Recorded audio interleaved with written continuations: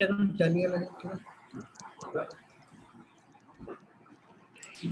start. Okay. A very good evening. I welcome all esteemed faculty members and delegates on behalf of Society of Fetal Medicine Odisha Chapter and Odisha Sonologists Association to this virtual event on fetal neurosonogram. The neurological development is a complex subject and it starts from second week of conception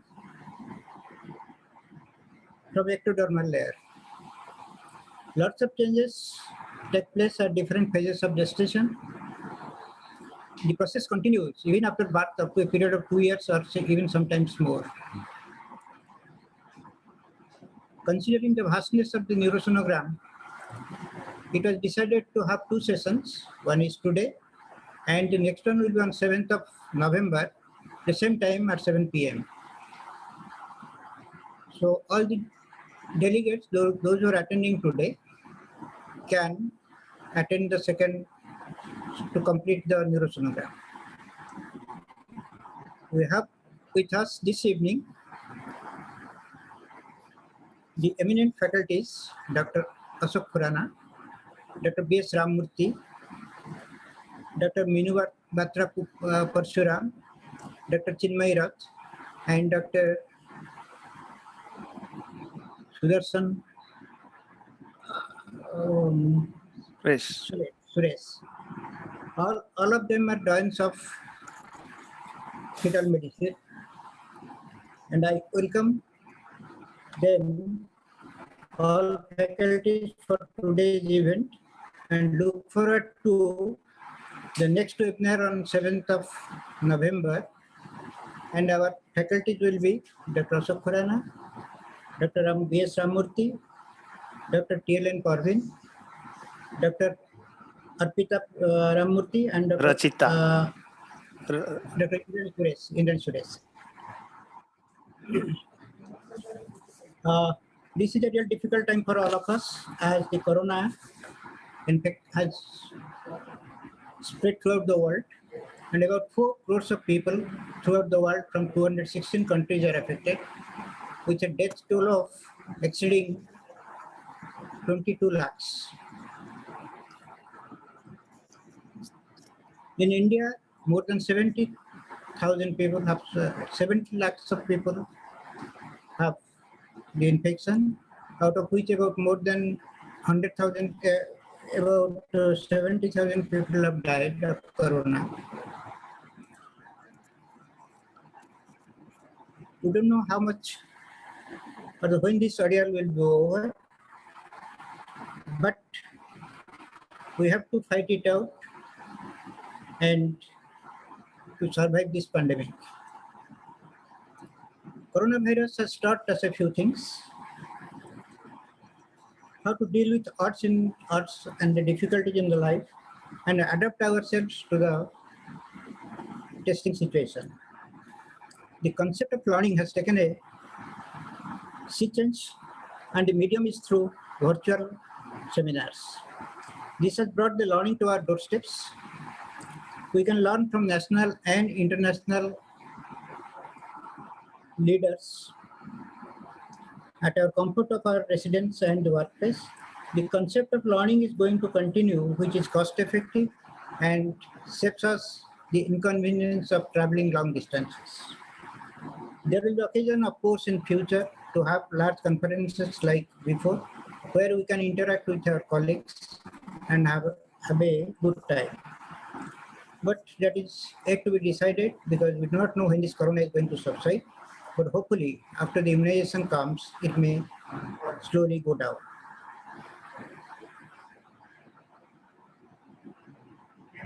A word of appreciation to Priti, Dr. Priti Dubey, Secretary of our Odisha chapter of fetal medicine, who takes all responsibilities of arranging conferences and seminars to spread the fetal medicine awareness. I have with me Dr. Hasmukh, President Neurosonologist Association, Fetal Medicine Society Odisha Chapter and Neurosonologist Association.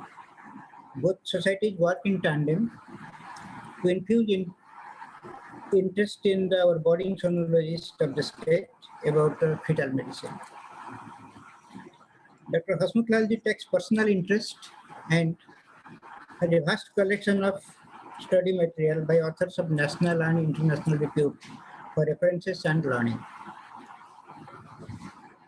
May I request Dr. Hasmukh to speak a few words on this occasion. I think Dr. P.C. Mahapatra is on the line. Let him speak. At the end, give me some Okay. 7 to let Dr. P.C. Mahapatra speak. Is he in? Yes, he is in. Okay, let him speak. Sir, good evening, Dr. P.C. Good Mahapatra, evening, sir. good evening, Ashok. Am I audible? Yes, sir, Yes. very much so, I think sir. I'm audible. It is nice to It's see you out and it's about. really it's a proud privilege and honor for me to be associated with this gigantic academic mentors related to the ultrasound faculty in gynecology. In fact, when Preeti told me and my elder Kishore Mahapatra today, Rani, I told that it's a privilege my part to be associated with this, to see you people during this corona pandemic time. Well, at the outset, I must congratulate three main persons from Orissa chapter of Society of Fetal Medicine, the big brother and one of the pioneer in ultrasound in Orissa, Dr. K.C. Mahapatra, Dr. Hasmukh Lal, who is really a genius, practicing in a very remote place and dedicated to the concept of ultrasound in fetal medicine, and last but not the least, Preeti Dubey, the very dynamic secretary who is organizing the regular conference and academic activities in the state and outside. And this juncture, it's a really proud privilege on my part to extend my heartfelt thanks to the founder of the Society of Fetal Medicine, and especially to my lovable person, none other than Dr. Ashok Khurana, and the associates and all the office bearers of the Society of Medicine, including TL and Praveen, and the Sudarshan and Ramurthy and other very, very prominent people who have pioneered their work in the and contributed to the Society of Fetal Medicine and all that. Hat up to you, Ashok. Your effort or dream come true and has already come true. And see, during the corona pandemic time, all the societies are doing regular webinars and all that. And I came to know the feedback is the Society of Medicine, the webinar is really a craze. People are really attending this, and really the credit goes to you and the contents and the speakers for that. And in this second, I came to know that today with this topic of the neurosonography, I think how in the sonography is entered into the fetal medicine component and is really enable for not only for the expired persons like us, but the budding sociologists, budding obstetricians who are really important, and the future of them, the future of the society will depend on them for that. And I again congratulate all of you for this endeavor and regular academic fest, and especially the founder of the Society of Fetal Medicine of India and different state chapter. I'm still reminded when it was formed, it was a dream come true, and it is not only come true, but it will go a long way. And then the leaders like Ashok, Praveen, and Suresh will be really happy that the message has been spread all over the country and the globe at large. Thank you very much, all of you, for this endeavor for that. And thank you. Thank you. Thank you very much, sir. So kind of you to be here at this meeting today.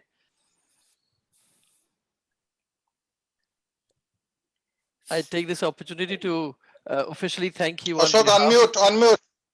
I am unmuted. I'm not able to listen. Are you able to hear me Ashok, now, sir? You're not audible? Yes, sir, we can hear you. Sir, now can you hear me, sir? Yes. So thank you indeed for joining us this evening, and thank you for your blessings and your solid support and your constant inspiration. I take this opportunity to congratulate the Odisha chapter. They have been extremely active in academic activities, both the on-site we used to have earlier and now the webinars. And the fabulous team of Dr. Kishore Mohapatra and Preeti Dubey, pushed by my super catalyst friend, Dr. Hasmukh Lal, have done an excellent job again. And it's unbelievable that on a Saturday evening in the festival season, we have over 260 participants already. I hand over the floor back to Dr. Preeti to take over the rest. And thank you very much again, PC sir, for being with us this evening. Thank you. Preeti, Yes. hello. हाँ, Yeah. sir, What I would like is, in the interest of time, let all the faculties begin their lectures and give me some 5 to 7 minutes, because I have got a lot to say about fetal medicine SFM, how it started in 2011, and give me 7 minutes at the last, means, so that I can some words for the faculties I have reserved for my opinion, actually. So you can hand over the faculties for the presentation now. yes, sir. Yes, sir. We can hand over the mic to Dr. Khurana, sir, to host the Okay, program. We will tell in between. Yeah. Thank Yeah. you. Thank you, Preeti. We move on to our first presentation. And may I remind all the viewers who've joined us late that we have divided the neurosonography into 2 evenings, one today and one the next week from today.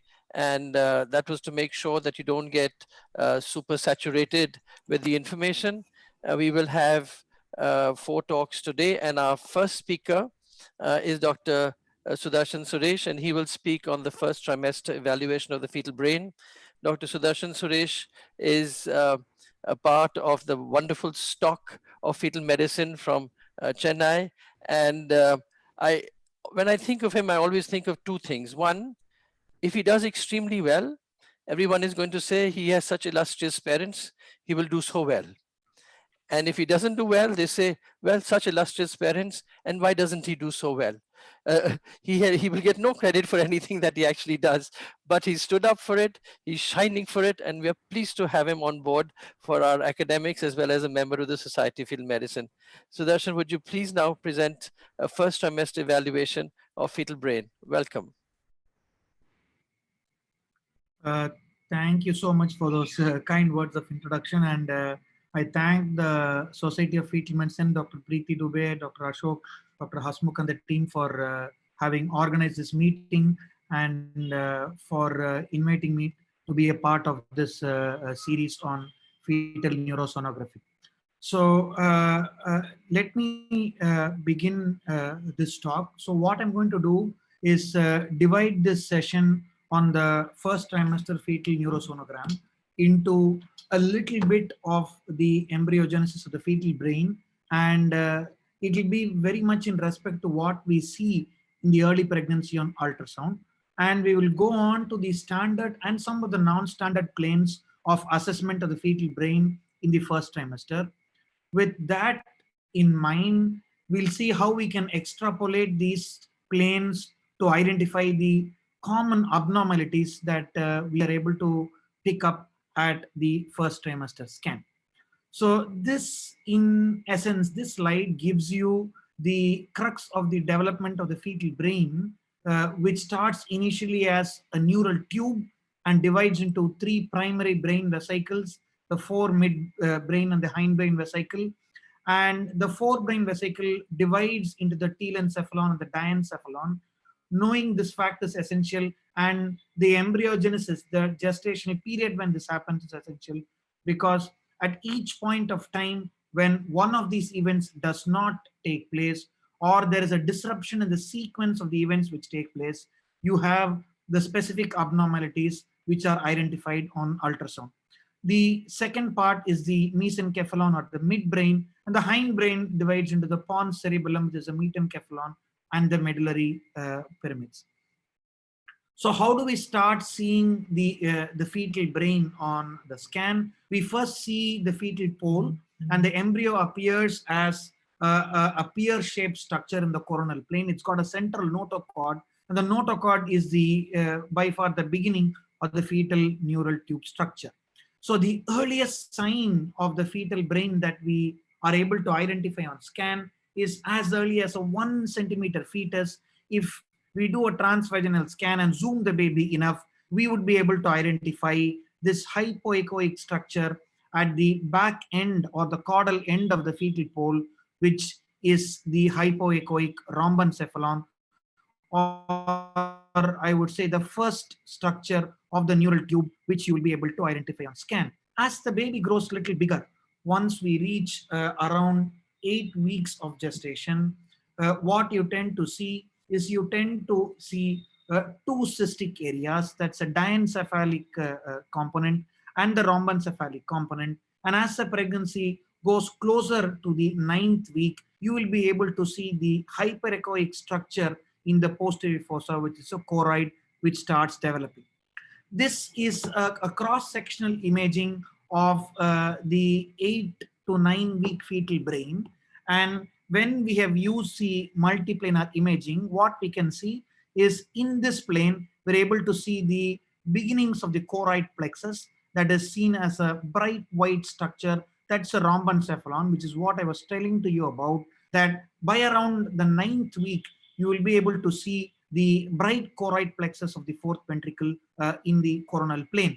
And you can also see the beginning of the diencephalon at this point of time. And as the pregnancy goes, this portion of the brain becomes much thicker and develops. So a wide spectrum of CNS malformations can be seen at the first trimester, and the most common of them belong to the group of neural tube defects, which have a wide group of problems. And the key thing to understand is the fact that these problems are destined to happen is determined as early as the 25th to the 30th day of the pregnancy, which would mean we would be able to see some signs or the other of all these problems at the first trimester. So if we look at fetal CNS malformations as a whole, the sensitivity for prenatal ultrasound detection widely varies between 70 to 90%. And this has to be taken with the caveat that there are certain anatomical malformations which are identifiable at the first trimester, and certain malformations would not be identifiable at the first trimester because of their embryological origin and their timing in the development. But if we have to identify these common malformations at the first trimester, we would need something what we call as a little extended assessment of the fetal CNS over and beyond the common imaging that we do. The standard imaging that is expected in the first trimester, as per most of the guidelines that are there, is that you see the fetal brain, that is, you see the fetal head in the biparietal diameter, and you see the bright choroid plexus, and we will see images of the same soon. But a little more detailed imaging and understanding of the embryological structures at this stage will go a pretty long way in identifying these structural problems. And how do we divide this imaging of the baby? So as in the second trimester, let's see if we can extrapolate the imaging process into axial, sagittal, and coronal plane imaging. Coronal plane imaging is a little dicey and it's a little difficult, but then we will see what we can identify in that.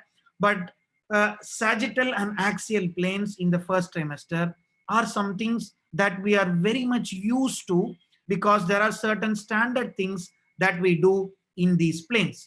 One, the axial plane is what we do to measure the biparietal diameter, and the sagittal plane is what we do to do the nuchal translucency. So let's just go slightly beyond what we do in those two planes, that is measurement of the NT and the BPD, to go and have a look at the fetal anatomical imaging.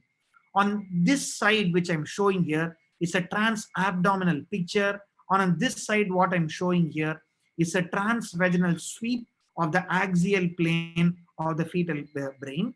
And what can be starkly seen is that the delineation of the anatomical planes are much better on the transvaginal scan than on the transabdominal scan. This transabdominal image that I have put up again gives you one important information. When you want to image the structure, zoom the structure so that it occupies more than 2/3 of the screen so that the landmarks can be delineated. So with respect to the axial plane imaging, the first plane is the transventricular plane. And in the transventricular plane, we got to image the structure 1, which is the calvarium, which is a hyperechoic structure that you see. However, if you look at it closely, you will see these gaps in the calvarium, and these are the fontanelles of the baby. And the second structure that you see is the bright hyperechoic line, which extends from one end of the calvarium to the other, which is the midline fox. And on either side of the fox, you can see the bright choroid plexus, which is shown by this yellow image as I've shown here. And if you have a closer look at this particular image, you have this bright white line. This bright white line is a lateral border of the lateral ventricle. And if you can see here, the choroid plexus is snugly fitting inside the lateral border of the lateral ventricle and the medial border, unlike the second trimester, where it is seemingly confined to the zone of the atria. So we then move on to the next plane of imaging, which is the transthalamic plane of imaging, very similar to the second trimester scan. What can we see here? This is a transvaginal scan, transabdominal scan again. So let's identify two structures here. Very similar to the second trimester, you have the arrowhead shaped structure, that is the transthalamic plane, and the thalami appear as black structures on either side of the fox, and you can see the small third ventricle right in the center. It is much better appreciated by the transvaginal scan. When we go a little posterior, this continues here as a cerebral peduncles, you can see here. And if you can note, the size of the thalami is much bigger and the size of the cerebral peduncles is much smaller, and hence you see this tapering form here. Having this concept in the back of the mind is essential, as we would see a little later in the talk. And you also tend to see the aqueduct sneaking in here at the posterior end of the brain in this particular plane. And this is the plane where you measure the biparietal diameter and the occipitofrontal diameter to measure the head circumference. And when you move on to the posterior plane, what you can see is a transcerebellar plane. The cerebellum here does not have many features. I would say a featureless cerebellum. You don't have the vermis. The vermis forms much later in gestation by the 18th week. But what you can note here, as I've shaded by this color graph, you can see that the fourth ventricle and the posterior fossa has got a cystic area. The communication of the fourth ventricle with the posterior fossa or an open fourth ventricle is a normal part of the anatomy of the first trimester of the fetal brain. And that in essence gives us the main anatomical landmarks that we need to identify in the axial plane imaging, similar to the second trimester. When we move on to the sagittal plane imaging, we are well aware of this image of the nuchal translucency. All we need to know is the structures that are there inside the brain. One, the first hypoechoic structure is the diencephalon that you see there, the thalamus. Then you see the midbrain, and right in front down there you see the brain stem, and then it continues as a medulla. Below that you can see the intracranial translucency, which is the future fourth ventricle, and right below that you see the cisterna magna and the occipital bone. These are the landmarks that we need to have in our mind so that we understand what happens to each of the structure. Very similarly, one more point that we can take up from this picture, this thickness is the thickness of the brain stem, and if we draw a line from the edge, the lower border of the brain stem up to the occipital bone, it is a distance from the brain stem to the occipital bone.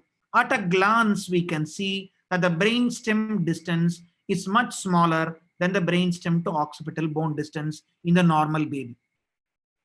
So as we move on, if we want to look at the same intracranial findings in the form of a pattern recognition that we need to understand, so that we can at a glance say if it's normal or abnormal without knowing the anatomical landmarks, all we need to see is we see 1, 2, and 3 white lines, and these separate the 3 black spaces. We've already known what these white lines are. The first white line is a posterior border of the brainstem. That's the brainstem, and that's the fourth ventricle. This is a choroid plexus of the fourth ventricle, and that's the occipital bone. And the spaces that we have are the brainstem, the intracranial lucency, and the cisterna magna. So understanding these patterns, that's a 3 white line and the 3 black spaces, is enough for us to identify normal, abnormal if we see a lesser number of spaces. And this bright white area that you see on top here is the midline forks. So we will have a brief note on the coronal imaging of the fetal brain. Imaging the coronal sections of the fetal brain is a new parameter of imaging. And how do we go about that? Let's just know some of the landmarks. Very similar to the second trimester, we have the transfrontal, transcaudate, and the transoccipital plane. In the transfrontal plane, again, you have the interhemispheric fissure, the frontal portion of the choroid plexus of the lateral ventricle, and then you have the frontal bone, and then you have the orbits that are peeping in there. In the transcaudate plane, again, you have the interhemispheric fissure, and you have the caudate nucleus on either side. And in the center, if you look closely, you will have the third ventricle. And the occipital planes, there are 2 occipital planes, one slightly anterior and one slightly posterior. The slightly anterior plane has got the brain stem and the pons and the medulla. The slightly posterior plane is the plane where we see the fourth ventricle. If we want to know the landmarks here, you see the aqueduct that is there, and the very primitive cerebellum can be seen as cut sections there. And then you have the open fourth ventricle, and that continues as the posterior brain right there. So 2 occipital planes in the coronal plane. So coronal plane imaging, again, when we know the landmarks, it will enable us to identify the abnormalities. So that was the background of the normal imaging of the fetal brain. And we have seen very simple landmarks in the 3 planes, that is the axial plane, sagittal plane, and the coronal plane. So if we divide the abnormalities, we can set aside the coronal plane imaging, and we can fixate on the axial and sagittal plane. And this is a simplified methodology that I approach this to identify the common problems. So if we look at each of these planes, at the axial plane, let's see what problems we can find from the exterior. 1, you can find acrania. 2, you can find a cephalocele. And if you go inside the brain, the problem you can see is a ventriculomegaly or a holoprosencephaly. Only these 4 abnormalities we need to identify in the axial plane. If we look at the sagittal plane, we've got to mainly look at the landmarks of the brain, and the primary landmark is the intracranial translucency. Only 2 things can happen to that. Either it's lost or it's too big. And then you have the cisterna magna. Only 1 thing can happen to that. It can get obliterated. And that makes life very simple if we just break down the problems to that.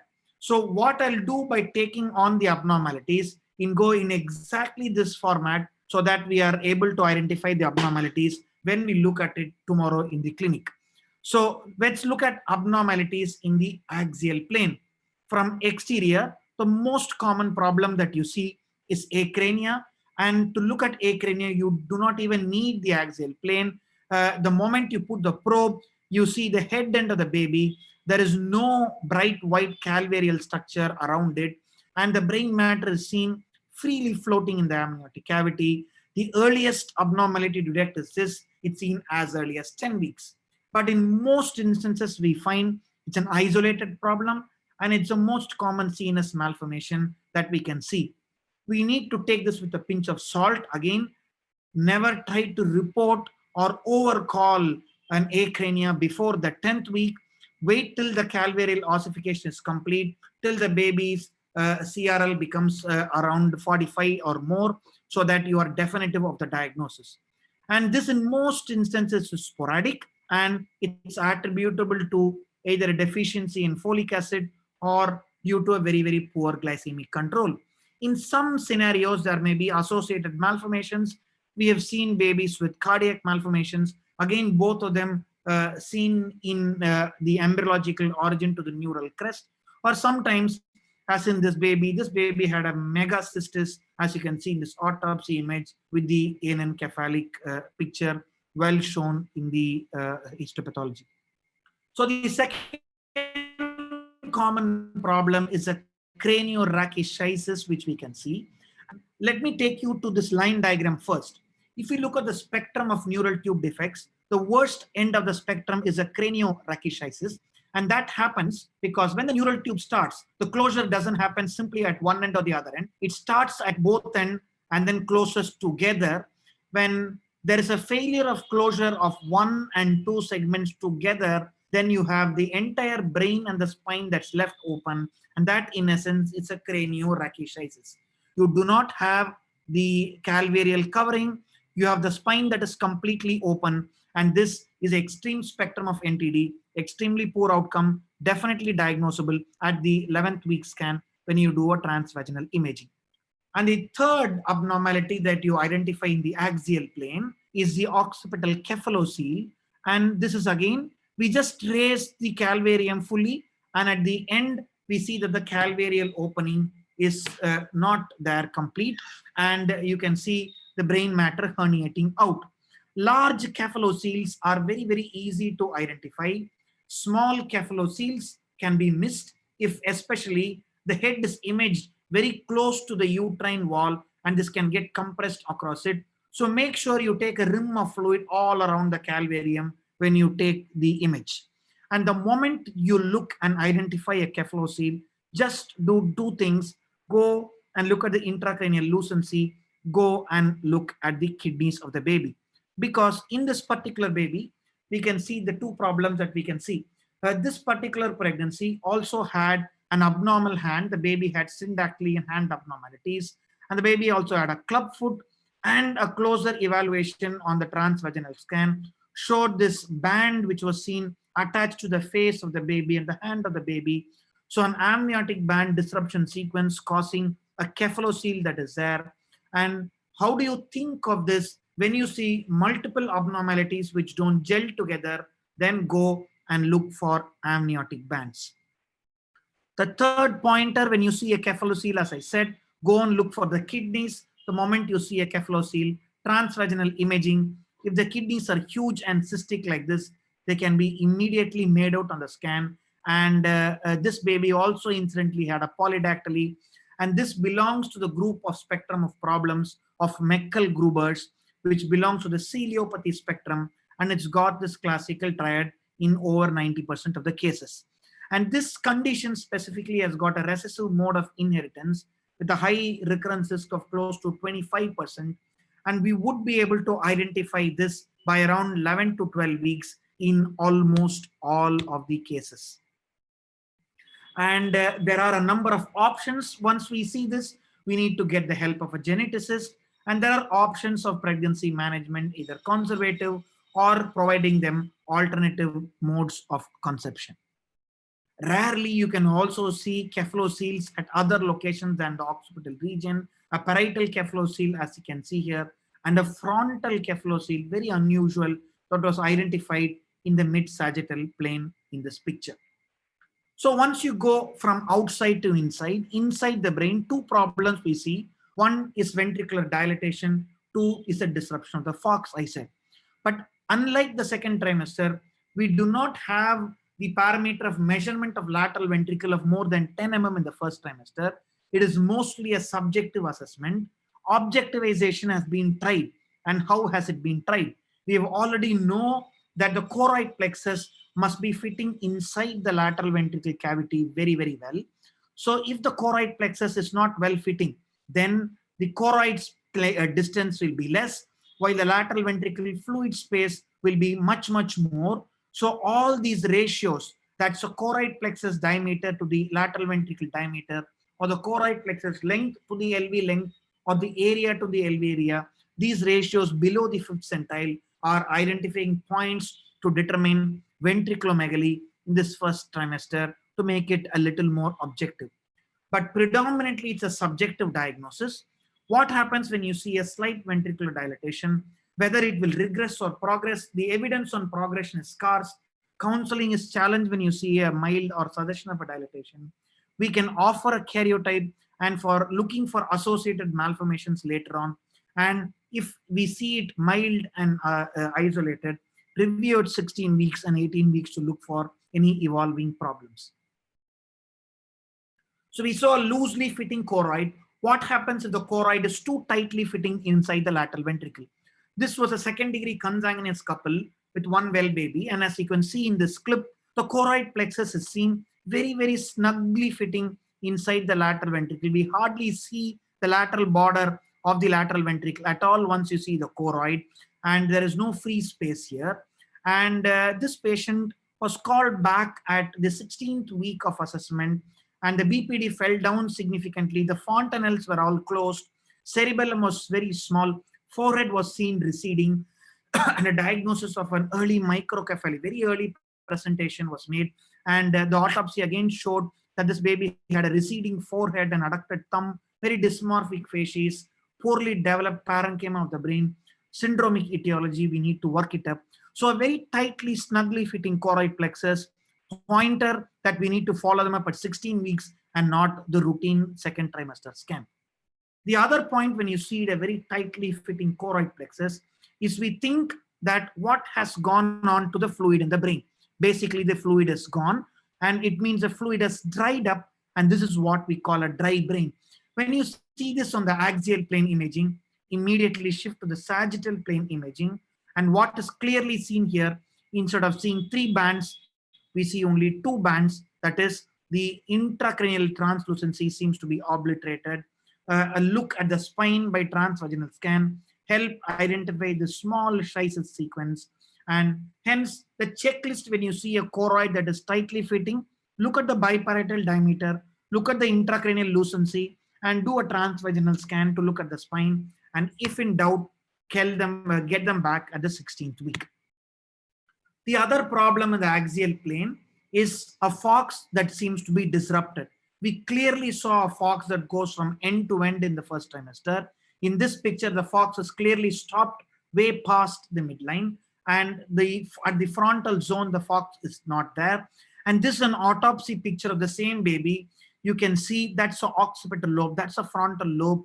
The frontal portion is non-cleaved. That is, this baby has got a holoprosencephaly. That is, the prosencephalon is not cleaved, and this can be definitely identified in the first trimester. And when you see this baby has got a disrupted fox. This baby, incidentally, when we went and did a detailed assessment, had other features like a polydactyly, a cleft, and this spectrum fits very well into common chromosomal problems like a 13 trisomy. And another particular baby where you had a disrupted fox, a monoventricular cavity, but a very significantly curled up baby, a very small abdomen with respect to a large head. Again, very classical features of chromosomal abnormality, that is triploidy. So checklist when you see a holoprosencephaly or a disrupted fox, it has a varying etiology. So look for other structural abnormalities. Chromosome abnormalities only account for 20 to 40%. Microdeletions and syndrome can encompass the most important thing, and 75% with the normal karyotype have no identifiable mutations, hence very difficult to counsel. So the moment we see this problem, we need to put the geneticist involved and have a detailed process of assessment. So we'll move on to the sagittal plane imaging. In the sagittal plane imaging, we have to only see 2 things. We either see a large intracranial lucency or a loss of the intracranial lucency. So we've already seen that that's a brain stem. That's a brain stem to the occipital bone. That's the intracranial lucency. And there are nomograms of the intracranial lucency. we can probably take a rule of thumb like the NT, like if it's above around 3 mm, it is definitely more than the 99th centile, which would mean the IT is definitely more. So what happens in posterior fossa malformations? In babies with posterior fossa malformations, the brainstem distance remains the same. The brainstem to the occipital bone diameter becomes more. So the ratio becomes significantly less. So the margin between the fourth ventricle and the cisterna magna is lost. And what do we see? So this was a baby with a larger IT. And at the 20th week, we saw normal posterior fossa. This was a baby with a very large IT, and we identified a Dandy Walker malformation at the 20th week. Very similar cases, very enlarged IT, but when you look at the anatomical plane, let's again eyeball this. Not only is the IT enlarged, the imaging of the 3-band image is lost here. And this pregnancy followed up at 16 weeks had severe ventricular dilatation with other problems. One very unusual case again that we had, a pregnancy with 3 babies with neonatal demise, 1 alive baby with the Joubert syndrome, very large IT, but also disrupted posterior fossa. You can see a cystic area and around a horizontal brainstem. This particular parental mutation was done, and they were found to be carriers of Joubert syndrome disorder. So what are the take-home messages here? You see a very, very large IT, go and take a proper pedigree and get the patient back at the 18th week to look for any evolving malformations of the posterior fossa and counsel them further. So what happens at the other end of the spectrum? The other end of the spectrum is the IT is lost. This is a normal 3-band image that you can see. And what can you see in both these cases? Both these cases, the normal dumbbell shape of the posterior fossa is lost. And instead of the 3-band, you see a 2-band structure. The moment you see a 2-band structure in the brain, which is a loss of the cranial lucency, you got to go and look at the spine and always use a transvaginal scan. Case 1, we did a transvaginal scan. It was a cystic area, easily identifiable. And this is the autopsy picture. Case 2, it was only a mild chysis. Patient was brought back in 10 days to double confirm things, a chysis sequence, and you can see the gap in the autopsy.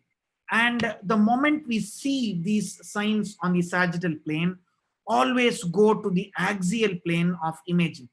In the axial plane, what do you need to do? Only 3 things you need to see. You see 1, a dry brain, that is a reduced fluid space in the lateral ventricle. 2, you measure the biparietal diameter, which is less. And 3, you see that the aqueduct of Sylvius is not imaged here because it is pushed towards the occipital bone. So these 3 signs, that is, this is a normal distance between the aqueduct to the occipital bone that we have already identified in the initial image. This picture is completely lost in a baby with open spina bifida. And again, in this baby with open spina bifida, you can see that the cerebral peduncles here are parallel, that is seen. So we already saw in the initial picture that the thalami is bigger, cerebral peduncle are smaller, so it forms a triangular structure here. And here you can see the parallel cerebral peduncle sign, because the thalami, cerebral peduncles all are same equal size because the posterior fossa has herniated down. So there are other signs which we have reported also, that is assessment of screening for spina bifida using the BPD and the AC ratio also. So the crux is when you see an obliteration of the intracranial lucency, or rather the 2-band sign instead of the 3-band in the first trimester, look for each of the other signs in the axial planes. A dry brain, a smaller BPD, and a loss of the posterior fossa structure, and also measure the BPD-AC ratio. That makes it more robust to identify babies with open spina bifida. So to end this talk, let's look at a few unusual things. All these 3 babies we have seen, the fox ain't there. The fox seems to be disrupted. But when we saw this baby, the first baby, this autopsy picture, We see that the brain seems to be completely cleaved from end to end. What explains this? We still do not have an answer there.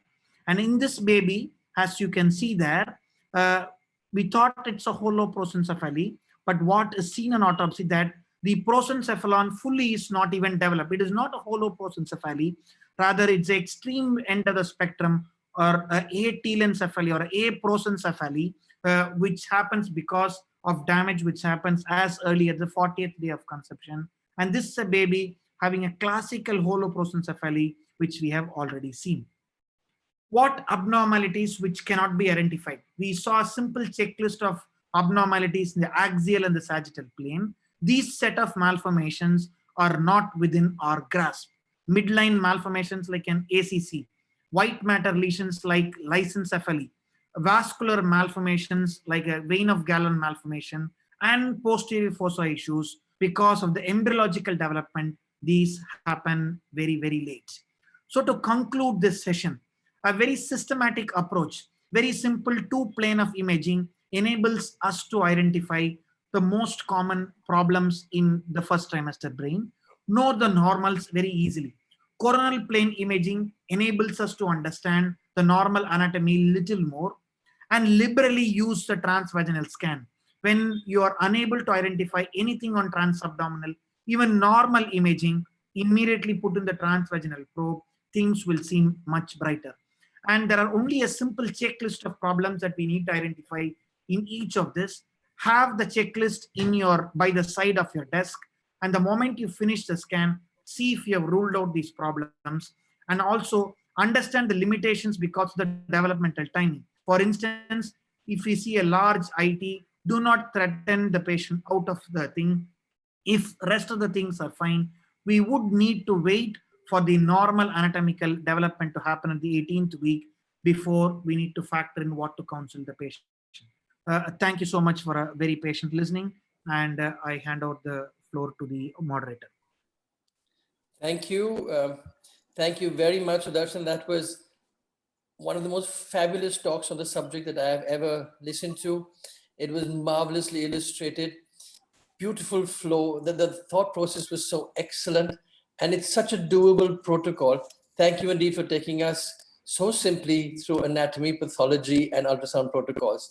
Really, truly marvelous. We're going to keep questions for a little later because everybody was so fascinated by your talk that they haven't given us the questions yet. So we will keep that for a little later, and we'll do it after the next talk. And thanks once again. I do hope you're going to stay with us for the question answer session. We move on to our next talk, and Dr. Chinmay Rath is a little held up with the electronics of her laptop. And so I'm going to request Dr. Ramamurthy to give his talk. He will be speaking on the mid-sagittal section of the fetal brain. The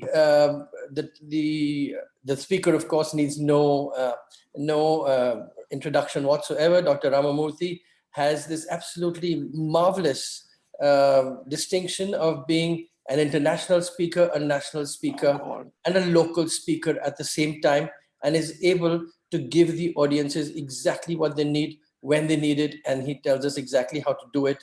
Thank you, Dr. Ramamurthy, for being the god of ultrasound. It's really always marvelous to be in your presence. And I must point out, we have 449 attendees to this webinar, one of the most well-attended webinars we've ever come across for an evening meeting on a weekend. And I must congratulate Dr. Preeti Dubey, Dr. Kishore Mahapatra, and Dr. Hasmukh Lal for putting such a marvelous program together, choosing such fabulous faculty, and making sure that the right messages go across to the people who want it. I now hand over to you, Dr. Ramamurthy, for presenting to us the mid-sagittal section of the fetal brain. I have some words for all the speakers. So give me 7 minutes at the before the question hour. So I will tell about speakers. Certainly, sir. Certainly. All yours, Dr. Ramamurthy. Yeah. Am I audible, Ashok? Yes, yes. My arrow is moving on the slide? Yes, the cursor is brilliant. Wonderful, wonderful. So at the outset, I must thank you, Dr. Ashok, for those kind words of introduction you've had of me. I must also thank Dr. Mohapatra, Dr. Preeti, Dr. Hasmukhlal for their kind invitation. And without much ado, we will get on to business, and that is the mid-sagittal section of the fetal brain. I'm going to mainly deal with the second trimester. The first trimester is already done by Dr. Sudarshan. Now, why do we need to do the mid-sagittal section? Only if there's a necessity that we do it.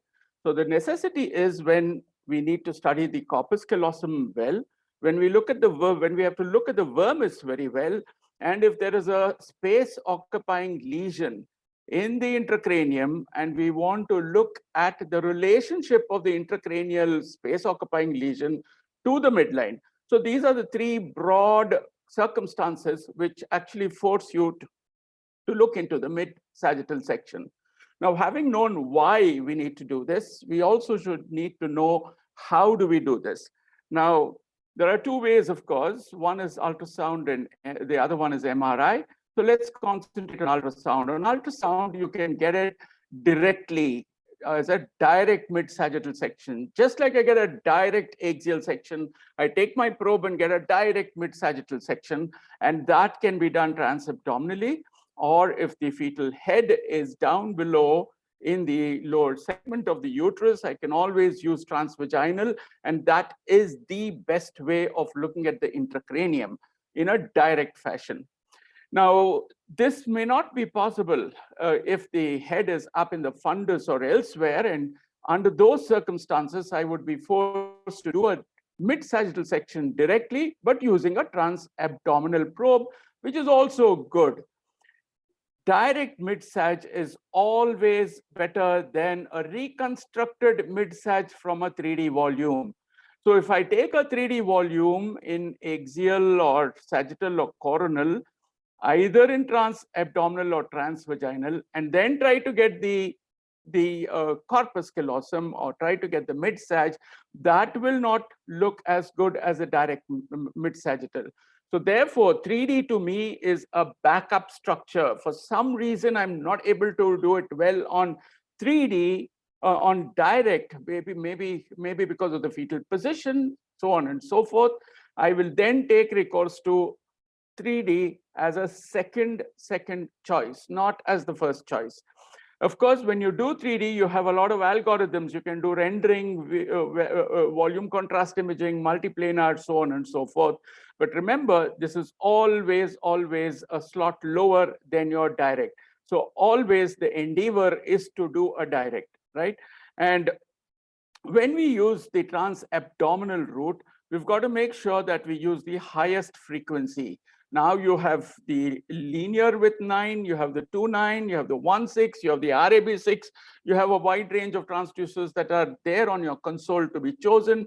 Or given the build of the patient, the BMI of the patient, please choose the highest frequency that is possible, right? Now, these are pictures of direct mid-sagittal section. When you do a direct mid-sagittal section, this is a transvaginal direct, you will see that the corpus callosum, which is the main midline supratentorial structure that often forces us to do this section, is seen as a hypoechoic band, and it is bordered by two brilliant white lines, hyperechoic lines. So the actual axons, the white matter of the corpus callosum is depicted in hypoechogenicity or dark.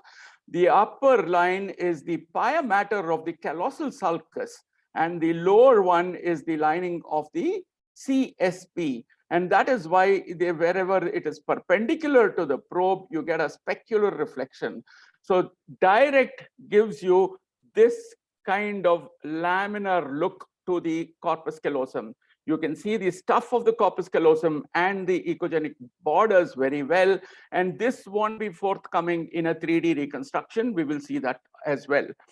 Now, whenever we document the corpus callosum, it is best that we document it in stills, of course, yes. But more importantly, what we need to do is to take this probe and go a little to the right and a little to the left a couple of times. And you realize I have done that here.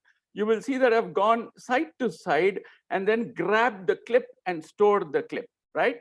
So that gives you a little more better feel, a holistic feel of the corpus callosum as you move your probe side to side. So that's extremely important. Now, when you do a transvaginal, another clue is to get warn the lady that you're going to apply pressure. You want the probe to go and stick and kind of dent the calvarium out here. If you're going through the anterior fontanelle, the fontanelle, posterior dent the fontanelle there, and your transmission through transmission is very good, and you will see that your shadowing from the calvarial bones actually gets eliminated, right? Now, the challenge is you can't do a TVS. Obviously, the fetal head is not in the lower pole of the uterus. You are going to use the transabdominal probe to get your direct mid-sagittal section. So how are you going to do it? We all know, we are quite familiar with the way we get our axial sections. Day in and day out, we do it.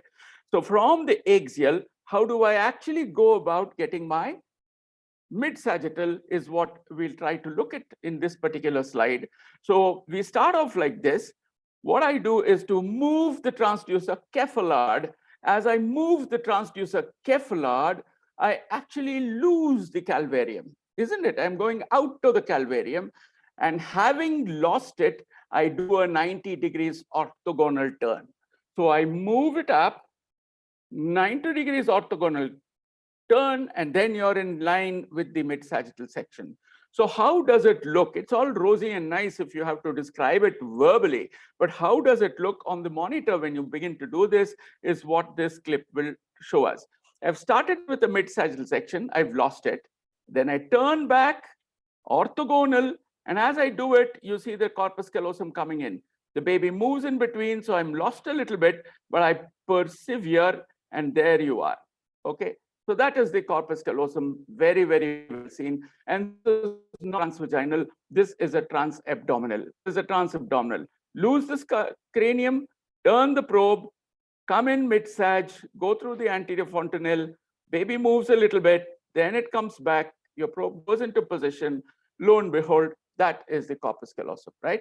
So it's not at all tough. It just needs that little application, and therefore, one must try this on normal cases so that when you get a case of pathology, you're already equipped with the skill set that you need, right? Okay, so now what about 3D? Now 3D is good in the sense that if you cannot, it's so odd that you can't go and get a direct mid-sag, you need to take an axial volume, and then from the axially taken volume, you've got to reconstruct or get your mid-sag by the multiplanar or by VCI or by rendered, and I've shown you all these three. This is plane A. This is my acquisition plane, and I've acquired in plane A, and plane C gives me the mid-sagittal, right? Once I align my midline along the x-axis and put the dot in the midline, I know my C plane will show me the corpus callosum in the mid-sagittal section. You also see the other landmark, the infratentorial landmark, and that is the vermis of the cerebellum. So that is the corpus callosum that you see. And once you have a volume, the advantage is that you can apply your other algorithms. And one of them is the same volume, same picture. I have just turned on the volume contrast imaging. When I do that, you will see that the corpus callosum actually lights up a little better because the contrast is better. And when I use the rendering tool, you will see it a little more better with a little depth, and you can see the CSP inside, so on, and the inside of the CSP, virtual cavum scopy that you can have, and that is actually the entire corpus callosum, right? But whatever you do, whether it is rendering, VCI, whatever magic you do, you can never replicate the hypoechoic stuff with the two hyperechoic lines. No, that is only possible on a mid-sagittal section. You will only see, because this is, you've got your data on the corpus callosum from axial sections. And in axial sections, none of these membranes are perpendicular to the transducer. That is the reason why you don't see it like the way you see it on a direct mid-sagittal section. You can also do your reconstructions from a transvaginal volume, and you can see the corpus callosum there, a little bit of vermis over here, and that is the corpus callosum again there, right? Now, whenever we look at the corpus callosum, you can look at it from in the midline, but from various angles. You can go through the metopic suture, the anterior fontanelle. You can go through the sagittal suture. You can go through the posterior fontanelle. Now, the trick here is to understand the closest part of the corpus callosum to the transducer is the best seen. So if I'm really wanting to see the splenium, the vermis, the posterior fossa, I would aim for a posterior fontanelle window. If I want to see the body, the anterior rostrum genu, as well as the splenium, I would look at it from the anterior fontanelle. But when I do it from the anterior fontanelle, you will realize that I'm very far away from the posterior fossa, right? So my posterior fossa won't be so good. So if I want my posterior fossa, I'll have to come all the way behind. And that is why we always say that mid-sagittal section is of two distinct kinds, depending upon whether it's an anterior approach or a posterior approach. If I go through the anterior approach, I see the corpus callosum very well throughout its extent, but the vermis gets away, it moves far away, so its resolution really isn't the best. Whereas if I move the transducer from the anterior fontanelle, and if I, with the other hand, suprapubic hand on the mother, if I kind of coax the baby to move a little bit so that I can get in through the posterior fontanelle, now you look at what's happening. You look at the vermis, you look at the brainstem, beautifully seen, and you see the fastigium, everything so well. That's the tectal plate, that's the pontine belly, that's the medulla oblongata, so very well seen. When you go in through the anterior fontanelle, you miss out on these details. Your brainstem, not very well seen. Your vermis is well seen, but if you want to see the relationship of the brainstem to the vermis, please use the posterior approach. And here, of course, there's a ventriculomegaly, and because of the window you have, you see the brainstem there and you see the vermis here, but that doesn't always happen. Right, now, how do you check and say that I'm truly in the mid-sagittal plane? If the corpus callosum and the vermis are both normal, then you will, in the mid-sagittal plane, literally trap both in one section. So that would be good enough proof for anybody to say that this is mid-sagittal section, right? But what happens if one of them, hopefully one of them, is abnormal? Now let's look at this situation. Here is a mid-sagittal section. I'm trying my best. I know I had clues on the axial sections, but when I do the mid-sagittal section, I'm desperate to look for and demonstrate the corpus callosum, but I'm unable to do it. But there's a strong doubt which lurks in my mind. Am I in the correct plane or am I in the wrong plane? And that is when you fall back on the other structure, the infratentorial structure. And the infratentorial structure is the vermis. So if you get a beautiful vermis into view, you know that you're in the right plane, and in the right plane, you're not able to see the corpus callosum, and therefore that's a complete agenesis of corpus callosum, right? So for a corpus callosal problem, the vermis is the policeman. And for a vermian problem, the corpus callosum is a policeman. Very rarely do you see both of them being abnormal. I've got a couple of cases, but very, very rare. So each one actually makes up as a kind of a policing factor for the other. So here is, again, let's stop this and then let's get on to this clip here. No, this is a still. You see that the corpus callosum is well seen. Therefore, I know that it's a mid-sagittal plane, and I know that this vermis is definitely puny and small. I know that this is a pathological vermis. Okay, now, what are the circumstances that force me? It's okay, we've said that we need the sagittal section for callosum, for vermis, and for cyst. or intracranial space occupying lesions. But when you're actually doing a scan, what are the findings which force you to make this decision of going into the mid-sagittal plane? Number one is absent CSP, abnormal CSP, ventriculomegaly, abnormal anterior horns.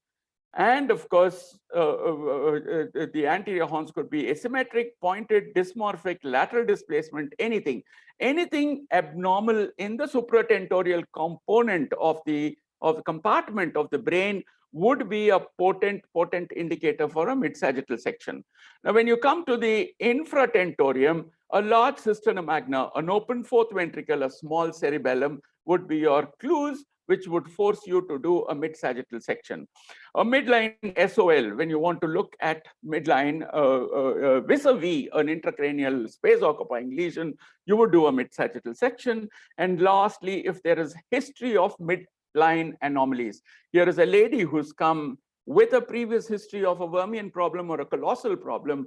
Even though everything is okay on axial sections, I will still go that extra mile to do the mid-sagittal section and tell this lady that, yes, what we see is appropriate for gestational age. Now, this is from 2020 guidelines, which came in September. This is just last month. And these are the indications in the updated guidelines that have been given. And you can go through the guidelines in the September issue of the ISWOG. Okay, now, what is the anatomy of the corpus callosum? The anatomy of the corpus callosum, all of us know, is the fact that it's a curvilinear structure. You have the rostrum, you have the genu, you have the body, a little thinner isthmus here, then the splenium out here, right? So all this is direct. So you see the way you're seeing the corpus callosum. So the entire corpus callosum should be seen from the tip of the rostrum here to the tip of the splenium there. When it comes to the posterior cranial fossa, you'll have to see the kidney bean shape of the hyperechoic vermis. Like it is a kidney bean because it's got a hilum, and the hilum is actually the fastigium, or the highest point on the roof of the fourth ventricle. So that is the fastigium. This is the floor of the fourth ventricle, and that little triangle is actually the fourth ventricle that you see in the mid-sagittal section. On the convexity, you see a notch here, and that notch is the primary fissure. Now, that notch is the primary fissure. If you connect the notch to the fastigium, you will find that 1/3 of the cerebellar vermis is above, 2/3 are below, right?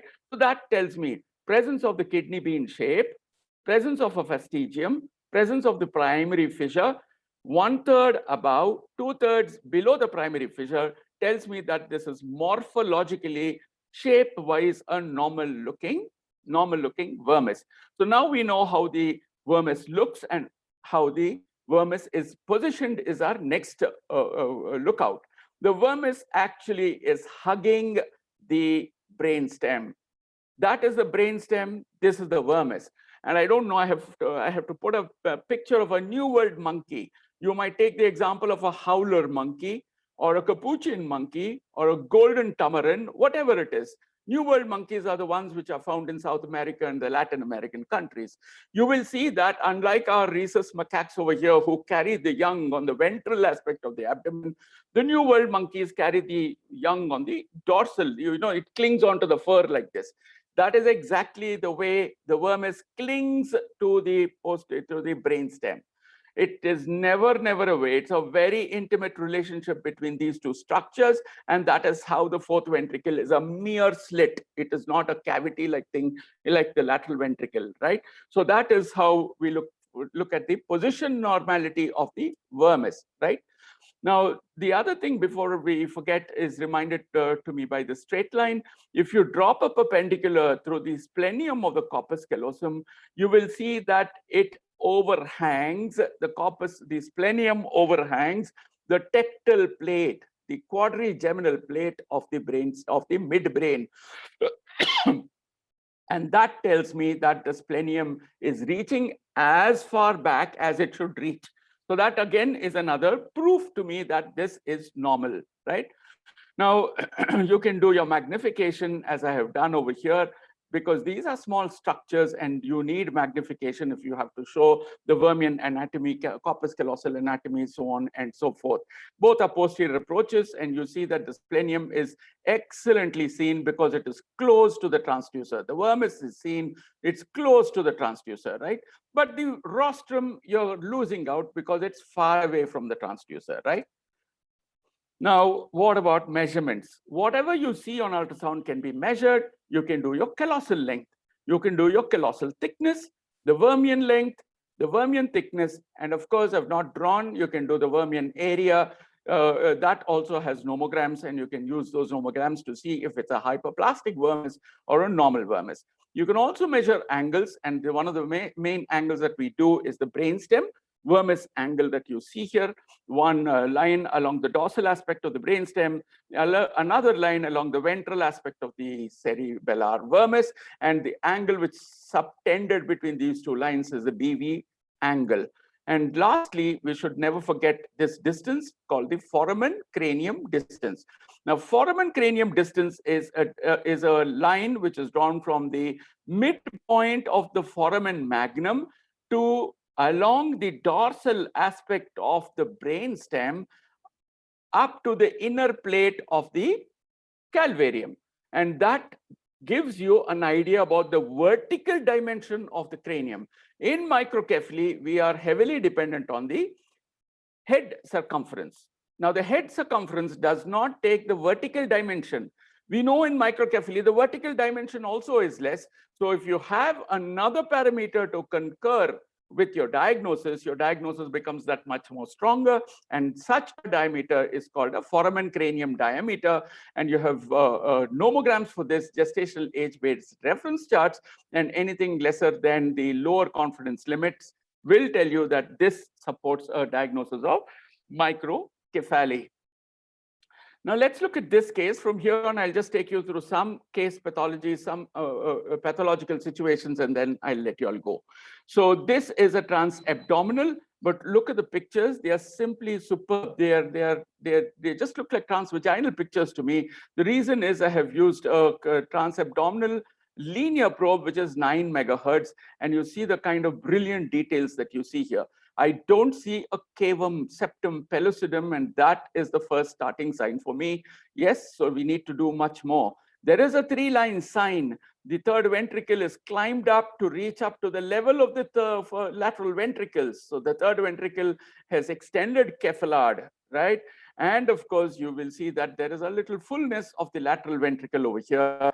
Now, this is a 27-weeker, and I draw your attention to the medial surface of the parieto-occipital lobes. I should have seen a markedly sharp parieto-occipital sulcus, which is not forthcoming. So therefore, I know that I'm in for some problems over here. Now, when I look at the near ventricle, you find that there are small periventricular cysts, so small synechia, which are happening in the occipital horn or the posterior horn over here. So with all these findings coming up, you have to do a mid-sagittal section. So when you do a mid-sagittal section, you will find that there is no corpus callosum, in spite of me seeing a good vermis there. So I'm not technically wrong, I'm technically right. So this confirms a direct sign. This is an indirect sign. This is a direct sign of absence of corpus callosum. Now, when I do the color Doppler, you find that the pericallosal sweep is not there. You don't need to do this. You don't need to do color Doppler at all if your grayscale is okay. Color Doppler helps me only if my grayscale is bad.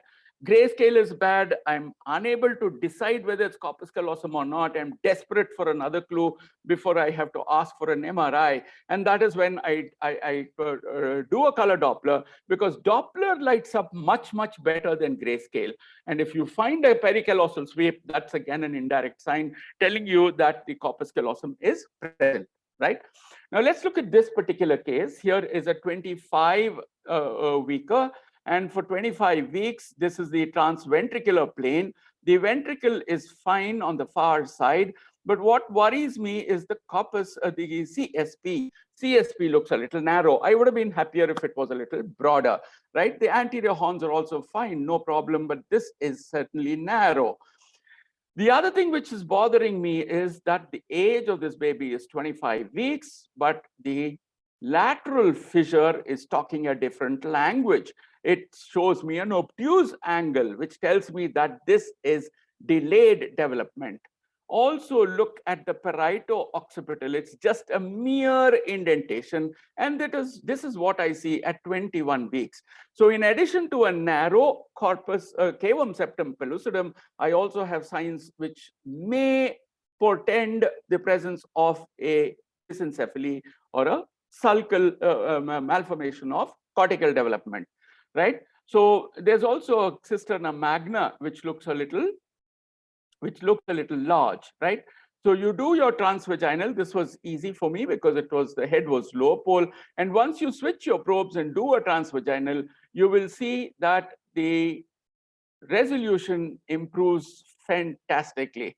You can see that the two lateral fissures are flat. They are not very well developed at all. You see that the corpus callosum is present or absent. It's present there. That is the interhemispheric fissure. This is the callosal sulcus, beautifully seen there. This is the septum, cavum septum pellucidum, which looks narrow, anterior horns. But wait, hold on a minute. We also need to get the mid-sagittal section. So when I go orthogonal on transvaginal, you find that the corpus callosum is there. Nothing of the corpus callosum is missing. But you realize that this is not a normal corpus callosum because it looks rather thick. And that is where measurements help. You take your thickness and titrate it against the chart. You will realize that this is an abnormal thick corpus callosum. Remember, a thick corpus callosum is as bad as a corpus callosum which is thin, which is not there partly or wholly. So this belongs to the broad category of corpus callosal dysgenesis. Now, what about the cisterna magna? Now, the cisterna magna also is large, and you will also see that the wall of the Blake's pouch is there. I'm not using the word cyst, mark my words. I'm just using the term Blake's pouch. I will call it a cyst only if it begins to lift the vermis. Here the vermis is unlifted. It looks normal, the kidney bean, and my triangle here is very good. The fastigium is very well seen. So this is a mega cisterna magna because the vermis is still piggyback on the brainstem. It's not moved out. The vermis looks fairly normal. So this is a MCM or mega cisterna magna. So a mid-sagittal section which tells us that the corpus callosum is abnormally thick, and that is the MRI, especially in the splenium region. You will see that this is abnormally thick. And on retrospect, you will, I don't know, there could be a little pressure effect over here. On retrospect, you would also agree that there may be a little flattening over here. I'm not sure whether there is an arachnoid cyst sitting over there or whether it's a Blake's pouch which is exerting a little pressure from outside of the along the convexity. Okay, so that is again another possibility because on MRI you see a very flat profile over here. So that's actually at the back of my brain as well, right? Now let's look at this particular case. Here you have a CSP here, but you also have a ventriculomegaly there. You also have a cortex which looks quite thinned out. I'm not very happy with how this the parenchyma is looking. The pericerebral space or the subarachnoid space looks large. And of course, there's a little bit of alignment problem. You have the IHF in this axis, you have the CSP in the other axis. So with all these things happening, you definitely need to move from the basic to the targeted neurosonogram, and mid-sagittal view is one of the main important views in your extended neurosonogram. And when I do a mid-sagittal section, in a minute, you realize that the corpus callosum is incomplete. This is the frontal aspect. This is the posterior or the occipital aspect. You will see that this is the hump of the midbrain. the tectal plate, if I drop a perpendicular here, it is not overhanging the tectal plate. It is still at the junction of the thalamus and the midbrain. So that splenium is missing. And when I look anteriorly, the genu is okay, maybe there, may not be there. But what I'm sure is this piece, the rostrum, is missing. And that's the commonest partial agenesis of corpus callosum that can occur. Because why? Because the splenium and the rostrum are the last portions of the corpus callosum to form. And also look at the thickness. I'm not very happy with the thickness here. So it's a dysmorphic corpus callosum, and therefore again callosal dysgenesis. And with all these findings happening, I'm very, very worried. Also look at the 25 weeks here and look at the lateral fissure, look at the parieto-occipital fissure, everything telling us that there is more than what meets the eye at the first glance, right? Now, this is a septal agenesis, and in septal agenesis, you look for the optic chiasma, yes, but you also go do that additional step of going mid-sagittal to show that the corpus callosum is there. Septal agenesis is when the two lateral leaves of the cavum septum pellucidum go missing. And if that happens, the corpus callosum is generally present, and we call it an isolated septal agenesis. If there is a optic chiasma which looks thin or which looks rather poor, then you could be dealing with a septo-optic dysplasia. It suffices to say that in septal agenesis, you have a corpus callosum which looks normal, as you can see on the MRI out here, right? Now, what about color Doppler? We said you don't need the color Doppler once you're very sure about your grayscale findings. But if you're not sure, you will turn the color Doppler on and you will demonstrate a beautiful sweep across like this, which happens, and that is the pericallosal artery. That is the callosomarginal artery, and you can see the branches and the sub branches on the slow flow technology that the machines give you now. Compare this to this picture, also a mid-sagittal section, but there is the lateral ventricle, which is seen in the mid-sagittal section. That is, I know it's a lateral ventricle because it's got a choroid plexus. And the only condition where the lateral ventricle comes to the midline is when it is uncleaved. Only then there is a primitive monoventricle. I cannot call it the lateral ventricle, the primitive monoventricle, and that begins to be trapped in the midline, as you can see here. So that's the primitive monoventricle, and that is the dorsal cyst that you can see herniating out from the hippocampus. That would be, if the brain weren't to be abnormal, this would be the hippocampal sulcus. Now that it's abnormal, this is where the dorsal cyst beautifully is seen pouting out from. But why I put this slide here, this is a case of a middle hemispheric variant of holoprosencephaly. It's only to show that there is an azygous coronary anterior cerebral vein. Anterior cerebral veins are paired. In holoprosencephaly, you have only one of them. That is why you call it azygous anterior cerebral artery. And also, I want you to see the distance between the frontal bone to the normal pericallosal artery. Quite a big distance there. Whereas here, it is very, very close to the calvarium. And that is called a snake creeping under the skull sign, so to say. So that's an azygous anterior cerebral artery, as well as a very superficial looking anterior cerebral artery. Now, what about cysts? Yes, supratentorial cysts or even infratentorial cysts can be sorted out very well. Now, here is a transvaginal neurosonogram, shows you the mid-sagittal section. The corpus callosum is beautifully seen, and above in the midline, you can see a cyst out there with a septum. But I know this view has helped me because the corpus callosum is normal. So therefore, I can confidently say this is an arachnoid cyst and not a interhemispheric cyst due to a callosal problem. And that is the coronal section of the same case. And on coronal section, you see the fox cerebri, and on one side of the fox, you find that the cyst is snugly sitting. So it is a midline parafalcine arachnoid cyst in question. And then, of course, is our favorite lesion, the easy lesion to diagnose, a cystic lesion, a keyhole appearance, a dilated straight sinus, you find, and that is the corpus callosum. You can see the corpus callosum. So we are in the midline, and you turn the Doppler on, you find that this is brilliantly filled with color, and that is a venogallon aneurysm. You see the feeders from the middle cerebral artery, the deep choroidal arteries, so on and so forth, the thalamus striate, and so on and so forth, that are feeding the lesion. And of course, you can go on to say that how the failure is there, how your jugulars are dilated, and how there's a dilatory pathology happening in the heart, right?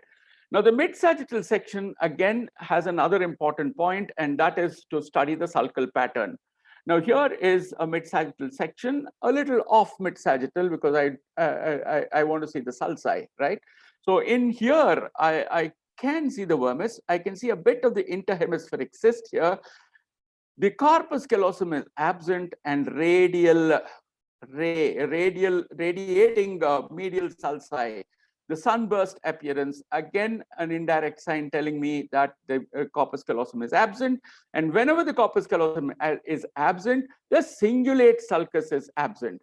The cingulate sulcus is seen as a white line, which is parallel to the corpus callosum. That's not forthcoming, and you see the radiating pattern here. So that is accessory signs, but it's only in the third trimester. We cannot get it in the second trimester. On the other hand, let's look at this particular case. You have a partial callosal agenesis. Only this bit of the corpus callosum is seen. And because only that bit of the corpus callosum is seen here, only that bit of the cingulate sulcus is seen. The cingulate sulcus stops where the corpus callosum stops. And once the cingulate sulcus stops, see what takes over? The radiating pattern takes over. So remember, the pericallosal artery and the cingulate sulci are surrogate markers for presence of corpus callosum. If corpus callosum is present, those structures are present, and if not, those structures are absent. Again, here's another case, a total complete agenesis of corpus callosum, but instead of the corpus callosum, I see a hyperechoic structure here, and a brilliant hyperechoic SOL there. And this is exactly how a nodular lipoma and a ribbon lipoma look on mid-sagittal section in a case of callosal dysgenesis or agenesis, right? And of course, we move on quickly to the posterior fossa. I'll take you very fast and let you off. Here is a megacisterna magna. That is much more. 1.37 is more than normal. The mid-sagittal section helps me to say that the vermis is normal, no rotation, and that is the megacisterna magna. Good prognosis, good prognosis. And before we go to the infratentorium, we have to complete a supratentorium. Any case of callosal agenesis, any case of partial or complete, we need to go ahead and do a lot of other things, including invasive testing. First of all, we have to say it is isolated. If there are associated findings, intracranial, extracranial, syndromic, chromosomal, do your invasive testings and take a genetist into confidence and get your diagnosis. It's extremely important. And then counseling. Counseling is a little painful in callosal disorders because there's a wide body of literature, especially in the complete agenesis. You might have a normal function to a function which is severely restricted. So therefore, we need to talk to the patient very, very carefully, telling them what is the present understanding that we have. Now, that was a megacisterna magna. Nothing need be done if it's isolated. I'm not bothered. No karyotype. Good prognosis. Why good prognosis? The vermis is good in shape and it's good in size as well, good in position as well, right? So I'm not going to bother. Here is a 20-week fetus. This is an open fourth ventricle, and because of the open fourth ventricle, I've done a mid-sagittal section. In this case, I've done a 3D mid-sagittal section. Now you realize that the vermis is lifted off. It is no longer piggyback on the brainstem. It's a distance away, and on MRI, you can see the distance away which is happening, and that is the distance. So this is a Blake's pouch cyst, and a Blake's pouch cyst is okay. Why? Because again, the Vermian size is normal, shape is normal, position is normal. I'm not worried. And if Bilek spout cyst is isolated, no other findings, no need to karyotype, nothing. You can just leave the lady alone with standard obstetric care. Now let's look at this scenario, a 22-weeker here, a huge open fourth ventricle. I'm not calling it a keyhole, I'm not calling it cleft, I'm just calling it open fourth ventricle. You see the cerebellar hemispheres here. So therefore, again, a strong indication that your diagnosis will come from the mid-sagittal view. So when you do the mid-sagittal view, you find that the vermis is small, very, very small. You see that, that's transabdominal. This is transvaginal. On transvaginal, you get a quantum jump on the quality. You see the brainstem, that's the vermis, which is small. So therefore, this is Vermian hyperplasia. How do I know it is small? How do I know? Because its shape is not normal. There's no kidney bean shape, right? And if I measure, those measurements are small, and this is a huge rotation. This is much, much more than a Blake spout cyst. So the mean here is around 36 degrees, whereas the mean for the brainstem vermis angle is about 20 degrees in Blake spout cyst. Here it is about 36 degrees. So that is bad news. So we've got to go all the way, do your invasive and counsel, and I'm not going to counsel with any kind of, good outcome. The best is to talk to a developmental neurologist and let the neurologist counsel this lady, provided they have access to the specialists that we need. Now here is again another case of Vermian hyperplasia. Vermian hyperplasia, look at the rotation that you have here. Look at the open fourth ventricle. Superiorly, it looks normal. Why? That's an optical illusion. If you go through the vermis, you get this section. If you go through the rotation, you get this section. That is how you have your open fourth ventricle. And lastly, of course, you have a huge cyst, cerebellar hemispheres compressed, and when you, this is transvaginal, this is transabdominal. When you do a direct mid sagittal, in this case I've shown you the transvaginal, you find that the vermis is flat. You find that the brainstem is here. This is a mile away, about 90 degrees, and there's a huge cyst which has pushed this up. The tentorium is elevated, and there's a pressure effect on the brainstem as well. You can see the subtle brainstem, it's arching forward, and also the pontine belly is gone. The dorsal hump is gone. I don't have any landmarks of the brainstem telling me that this is hypertensive. This is hypertensive, and that can occur only in Dandy-Walker malformation. So this is an easy diagnosis, easy to counsel as well. So Vermian hyperplasia, Dandy-Walker, not good in terms of outcome. We need to work up, whereas the MCM and BPC, which are where the vermis is normal, you don't need to worry, provided they are isolated findings. So therefore, we see mid-sagittal section is vital in numerous situations. It is definitely prompted by findings in axial sections, and we need to recognize anatomy first, and then go on to relate it to abnormal anatomy or pathology. So thank you very, very much for a very patient listening, and I'm sorry if I've overshot. Thank you. Thank you so much indeed. Thank you, Dr. Ramamurthy, for that absolutely enlightening talk as always. I think I must have heard this talk about 750 times, but I love watching it again and again because there is always something new to learn. Thank you also for showing us the marvelous way that we can use slow flow and some very straightforward, wonderful ways of doing everyday life. Please do stay on for the question and answer session, which we will start shortly. There are a couple of questions for Dr. Sudarshan Suresh, and then we will come back to your questions. The two questions for Dr. Sudarshan Suresh, the first one is from Shreya Goenka, and she wants to know the embryological relationship between anomalies of the face and holoprosencephaly. What is the embryological basis? Okay.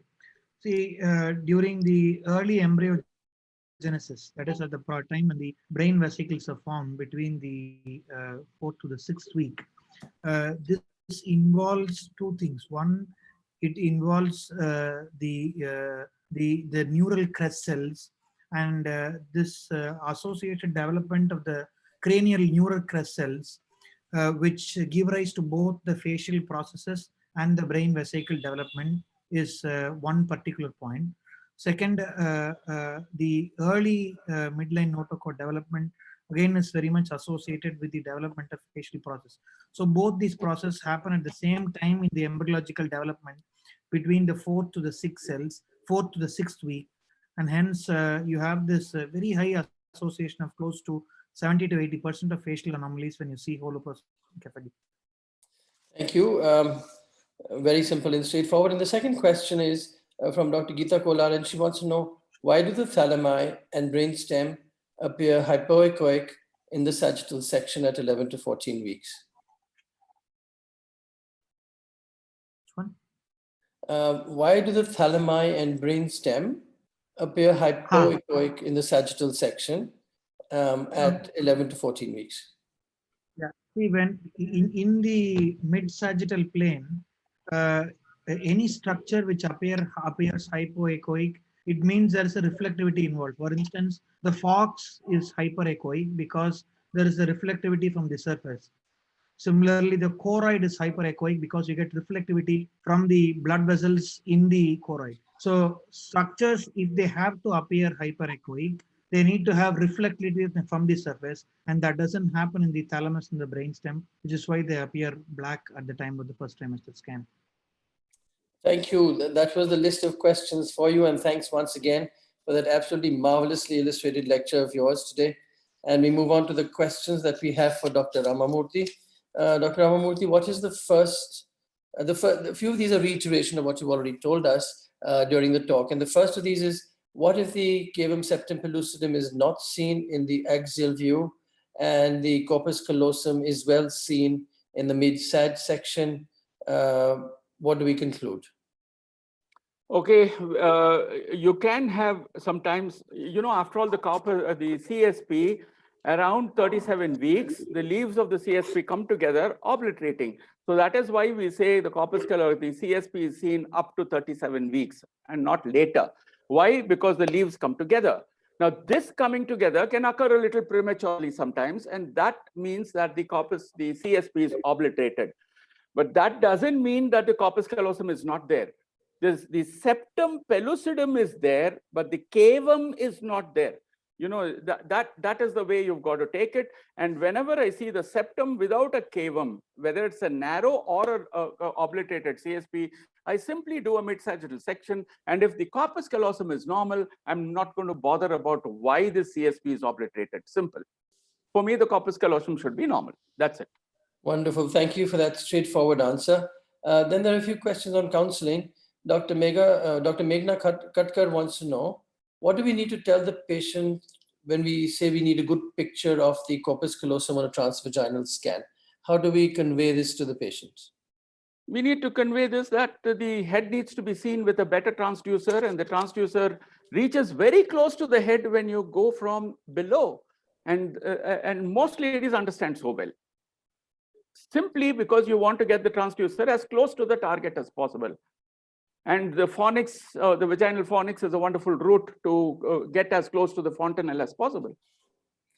Thank you. That was simple, straightforward. Dr. Seema wants to know whether we have simple cutoff levels for the foramen cranium distance ratio, etc. Yes. It's less than 5th centile. You have an article on FCD. You can keep that and use it whenever microcephaly comes across. Yes. There's the two questions, one again from Seema and one from Dr. Kalpana Sivanesan. Related questions. The first one is significance of a thick rostrum and genu of the corpus callosum. And the second one is counseling for focal thickening of the corpus callosum. Now, the corpus callosum talks to us in many languages, and you have already spoken about the language. This is focal thickening, whether it occurs in the rostrum, whether it occurs in the body or the isthmus, wherever. Corpus callosum should never look lumpy, should never look angular. It should look a harmonious curve. Now, whenever these changes are there, we should very, very critically look for the entire extent. We should look for how thick is the thickest portion, how thin is the thinnest portion. And I would really want to do an MR in these cases, number one, to confirm what's happening.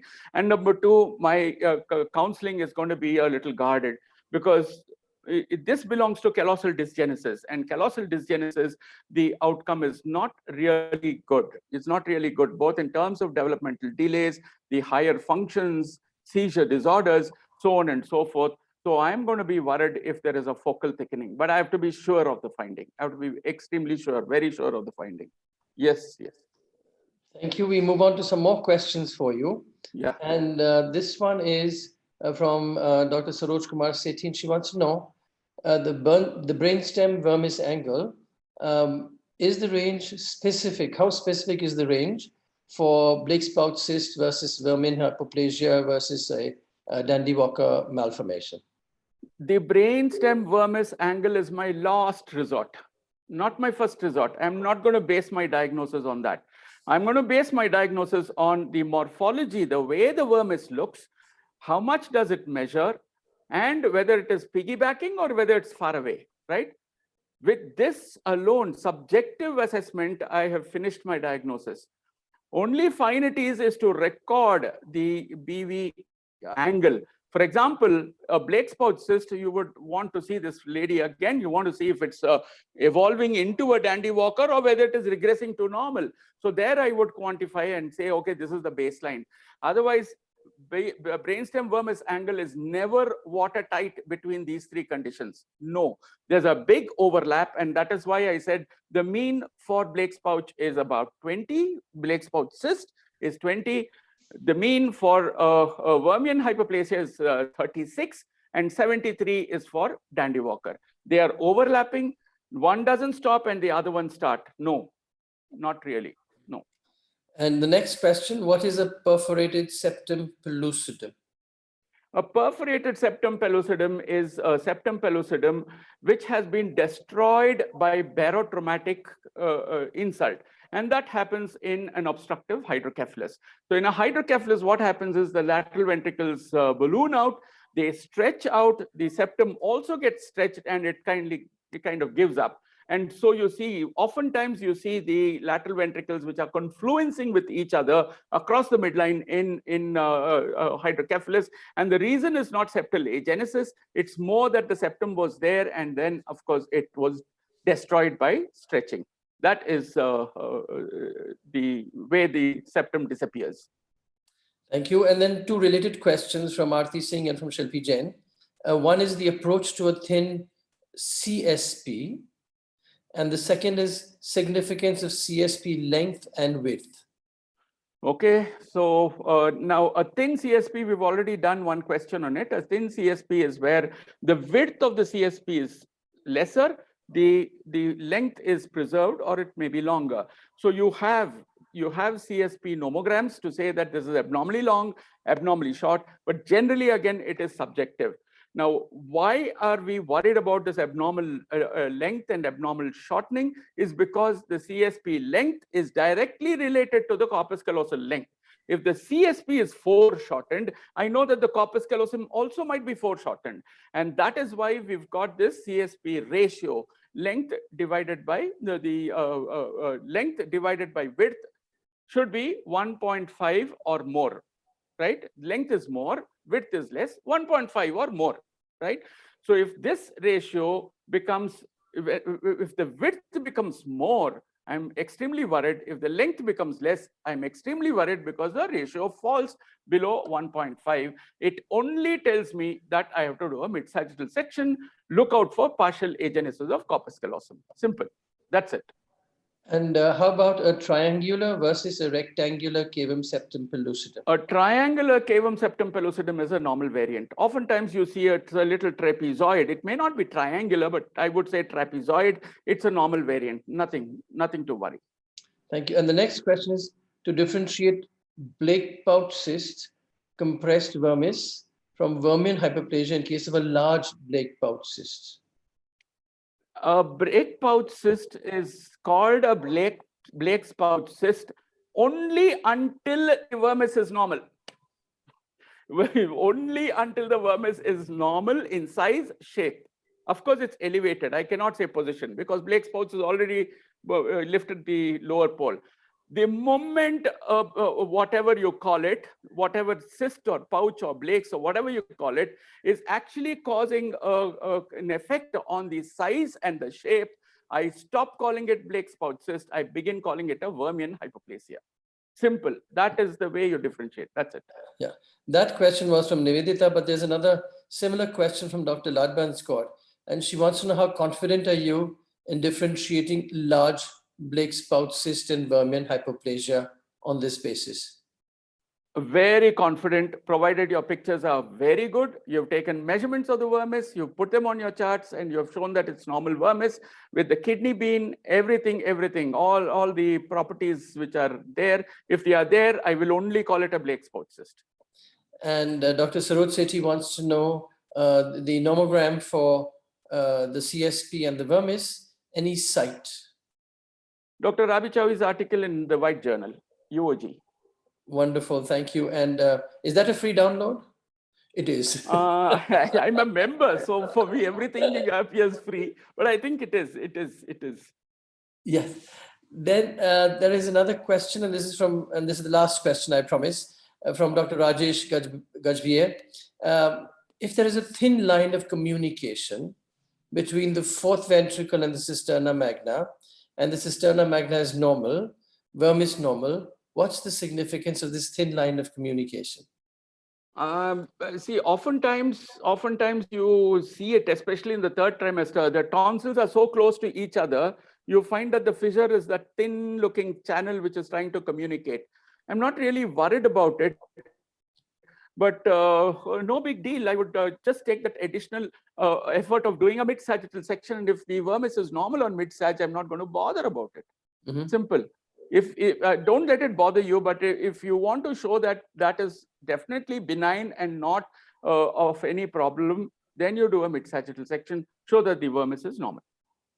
Thank you very much for all those very marvelous questions, and thank you for a marvelous presentation. As always, there are some excellent words of appreciation on our chat box. I will not give them to you because you might change. No, of course you won't change. but Ashok, please don't do that to me.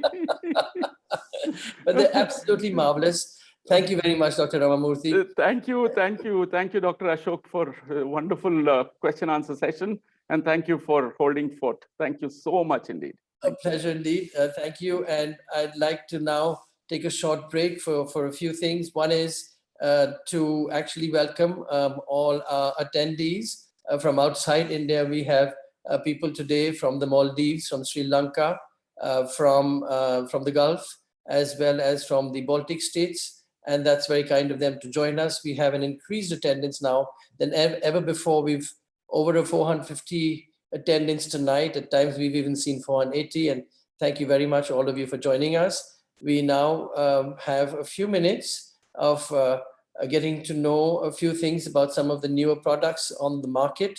And I'm going to hand over the screen to Sumit Ghai for a few words from our trade partners. Our trade partners tonight are GE, LifeCell, and PerkinElmer.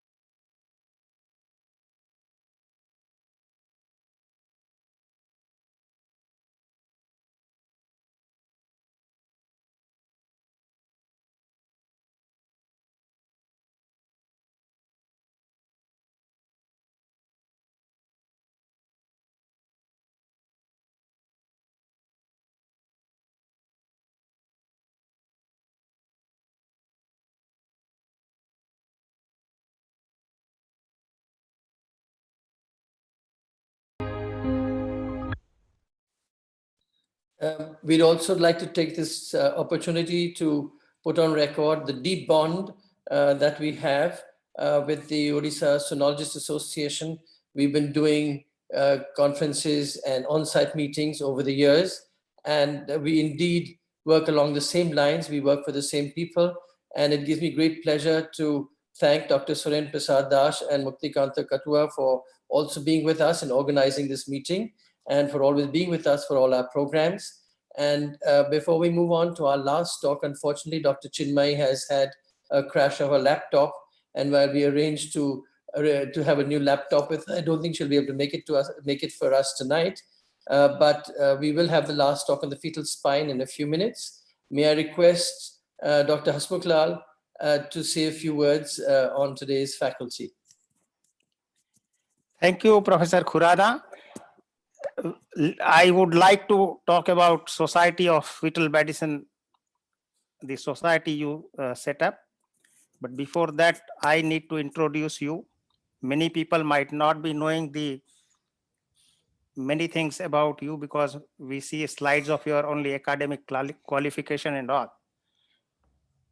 Let me tell my attendees and the viewers that Professor Khurana is a multi-talented, brilliant person who since his childhood excelled in everything he did. Discipline, dedication, excellence, and systematic approach was his keyword. He was trained in ultrasound at Denmark at a time when he was a PG student. And since there were no training facilities in India, her mentor and the professor of radiology sent him to Denmark. At that time, this technology was completely new.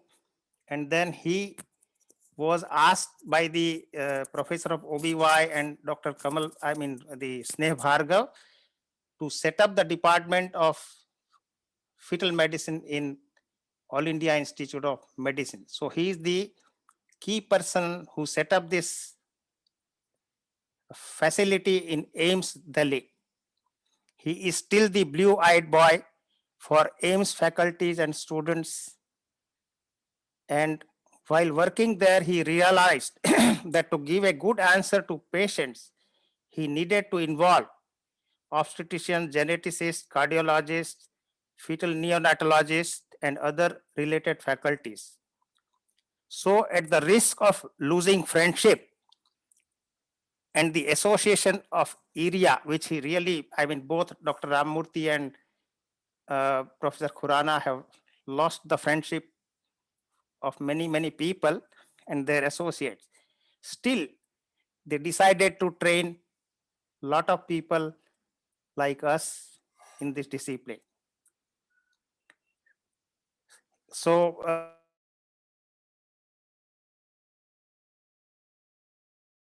You have to unmute yourself, Dr. Hasmukh. Yes, we missed the last sentence. Yes, yeah. still I was unmuted so far? No. Just this one last sentence. Yes. Okay.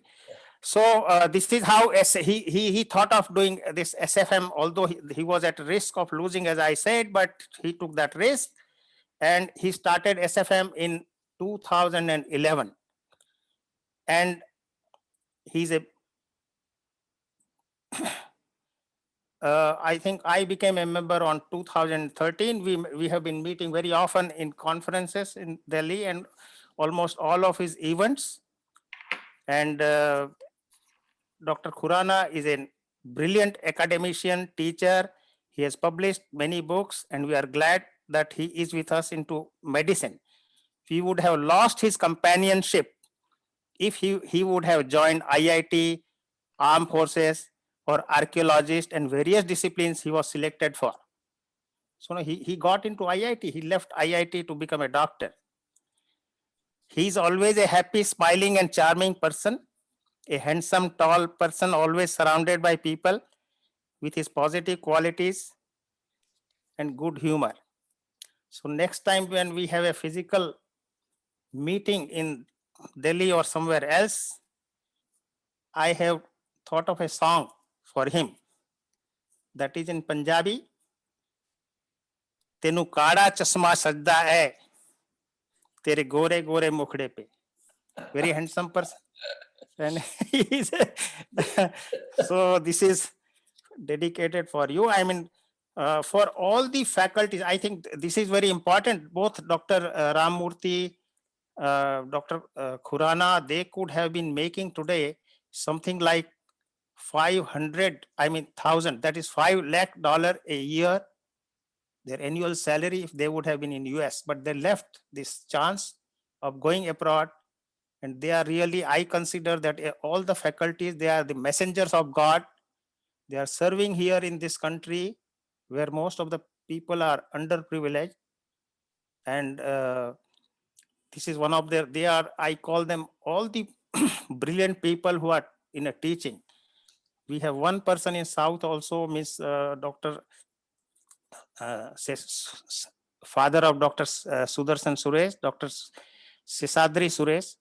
He also is the very first man to set up this kind of facility in, and I am also aware of how much of struggle he had to go through in his early days.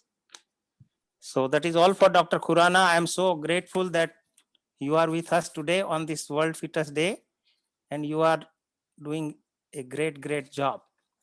As regards Dr. Ramurthy, I know him since a very long time, I think something like 27 years now. But for the first time I saw him personally at ERIA conference in Bangalore when he was in the year 95. He was the organizing secretary there. And then we met there. We have a common friend. Through him, I knew him. What to say about Dr. Ramurthy? I always tell him, this is a thing we have often talked with Dr. Ramurthy, that even if a comatose man, you know, if a person is in a deep coma, he will get up and understand what you are teaching. But we are all 100% alert people. So we understand and learn whatever you say. I have got anybody who has purchased his book, which is a very international bestseller. There is a foreword written by Professor Gustavo about him. Let me read some part of it. Dr. Ramurthy is an excellent educator.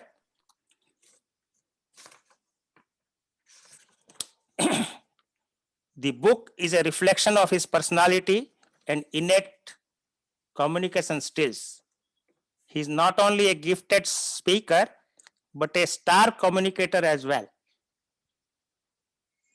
During his lecture, more than 500 attendees were participating and answering his question, because there's a very interactive way he uses in his teaching class. It is a spectacle one sees in religious congregations and rarely in scientific conferences. He is an education leader in the field of ultrasound. Dr. Ramurthy's work is a fantastic demonstration of the fact that knowledge and its excellence is not only the realm of few working in the first world, and this fact gives the book an extraordinary significance. So we know much more than, because we have been listening to him almost for so many years. I think very few people will be there who will not know him. So virtually, I think all the faculties present here really do not need much of introduction. And as regards one of the, let me tell you about Dr. Sudarshan Suresh, I think, and of course, Chinmay Rath, due to some of her problem, could not attend.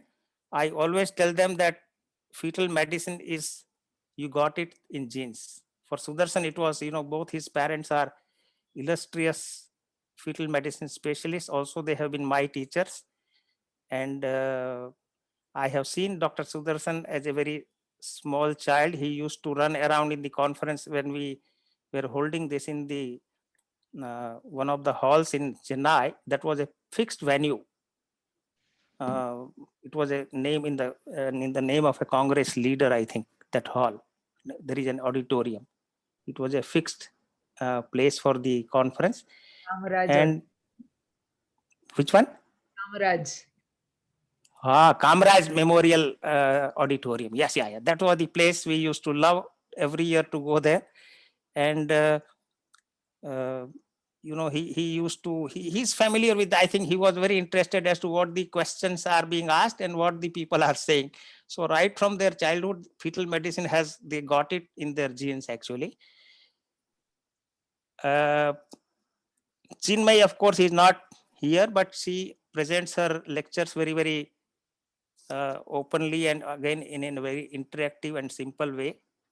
And her way of presentation is very vivid and clear. Again, it goes through the heart. As regards Minu Batra, I would say she hails from Panipat. I have got a very close family friend in Panipat. It is a very textile town in Haryana, very close to Delhi.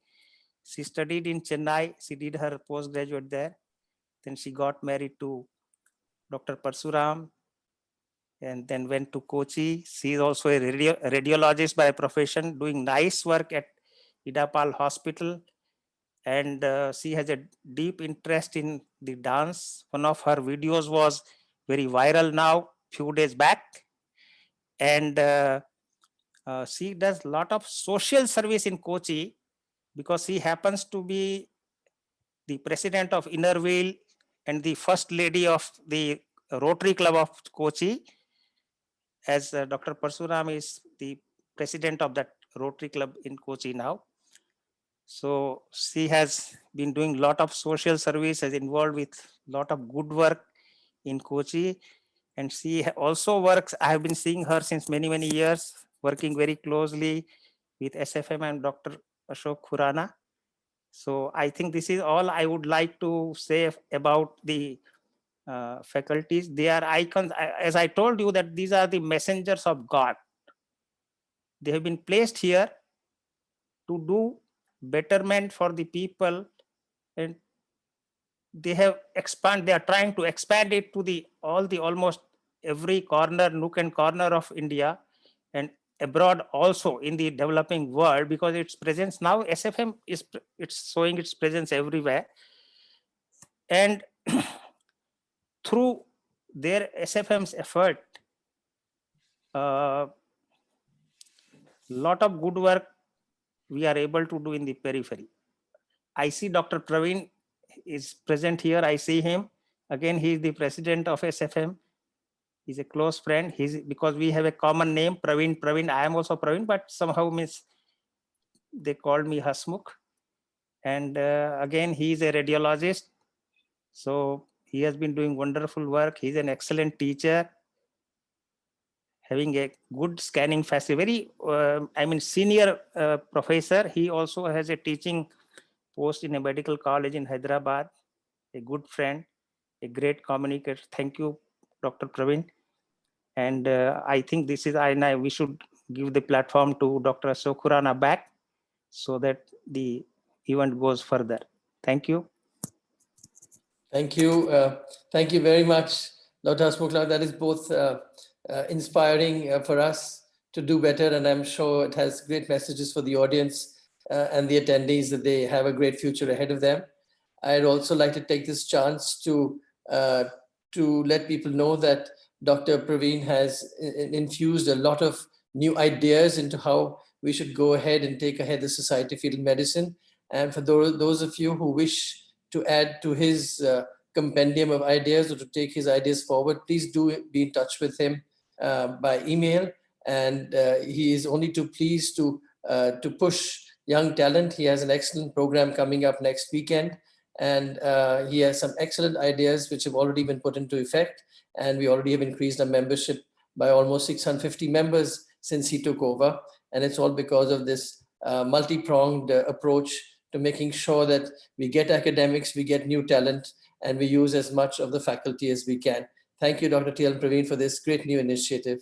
And now the floor for Dr. Minu Batra. She's going to be speaking about the evaluation of the fetal spine. And I would request her to take over and take as much time as she wishes.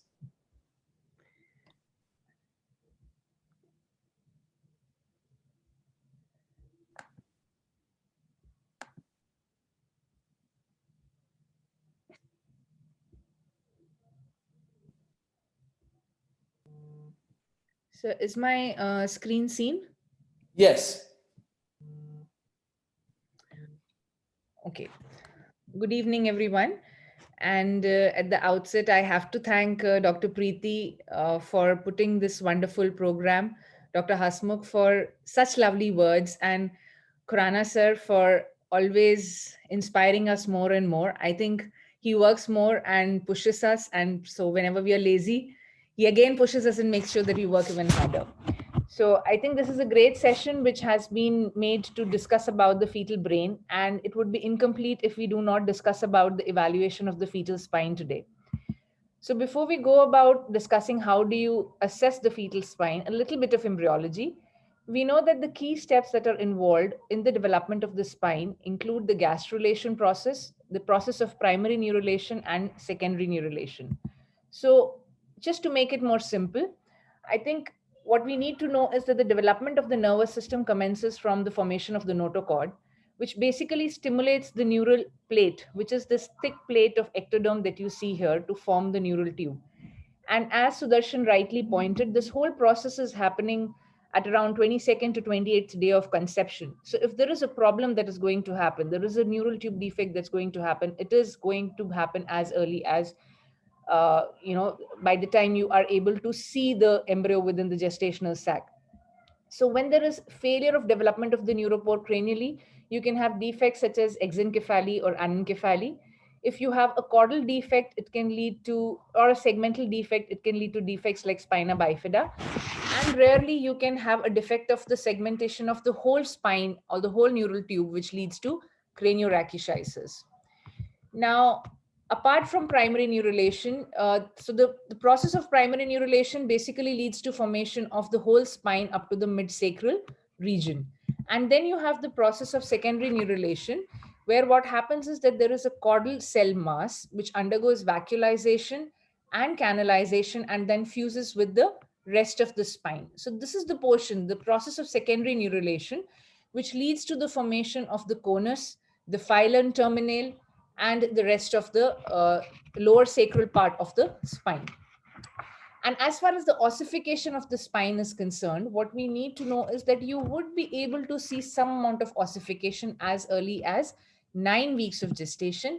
And when you do a 12-week scan, most of the vertebral arches and the vertebral bodies, as you can see here, are actually ossified except the lower portion.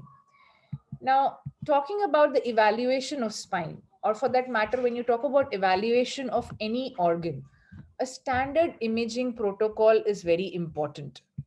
So when you talk about the imaging of the spine in the second trimester, we know that the spine can be imaged in the sagittal, the coronal, or the transverse view. And when you're doing an anomaly scan, it is very important that the spine is imaged in at least 2 planes out of these 3 sections. So now I will take you through each of this plane one by one, telling you what is the information that you will be getting in each of these planes. So talking about the first plane, which is the axial or the transverse plane, what you see here are 3 echogenic ossification centers. The central one, the anterior one that you see is the anterior ossific center, and you see 2 paramedian posterior ossific centers. Now, if you join these 3, what you'll find is it forms an equilateral triangle. And in the center of this equilateral triangle, what you are seeing is a hypoechoic circular structure with a central dot that represents the central canal. In this view, you can also see that the overlying skin and the subcutaneous tissue is intact. And to actually image the spine in the axial or the transverse plane, it is important that you take your probe from the cranial to the caudal aspect. The next view in which you can see the spine is actually the coronal view. So in the coronal view, you actually have a slightly ventral plane where you can see 3 lines. So you see the 2 posterior ossific centers and the central line of anterior ossification centers as well. But if you take your probe slightly dorsally, you would not be able to see the central line of anterior ossific centers. What you see is these 2 lines of posterior ossification centers, which is also called as the railroad appearance. Now, mind you, in the coronal section, you will not be able to appreciate whether the overlying skin and the subcutaneous tissue are intact or not. The next view in which you can see the spine is sagittal view. Now, to understand this, we're basically going to take two sections in the sagittal view of the spine. So understand this, I have put this image of a transverse view of the spine. So if you go directly from the center, that is the median view or the mid sagittal view, what you see is my line is crossing through the anterior ossification center, the central canal, but not through the posterior ossification centers. So when you are in the mid sagittal view of the spine, you are going to see the anterior row of ossification centers. You can very well appreciate the canal within the conus medullaris, but you will not see the posterior row of the ossification centers. To see the posterior row, you actually have to go a little paramedian. So it is in the paramedian view that you will be getting these three parallel lines, which include the anterior row of ossification center, the posterior row of ossification centers, and the overlying skin line. So to reiterate this again, in the paramedian view is where you would see the two parallel rows of echogenic foci with shadowing. Towards the end, you would see that the sacral tapering with a slight uptilt, which is also called as the sacral uptilt. And you can also see the intactness of the skin and the subcutaneous tissue. Now, when you're imaging the spine in the sagittal view, it's very important that we do not put too much of pressure when you're trying to image the spine, because when you put too much of pressure, you will not be able to appreciate the skin line. And also, if you see, the height of the vertebral bodies is more than the intervertebral disc spaces. Now, it is in the in the median view, as I said, that you would be able to see the spinal canal as a hypoechoic tubular structure, the conus medullaris, which can be well appreciated in your mid-sagittal or the median view. Now, it is important for us to look at the conus medullaris, which actually looks like a hypoechoic structure.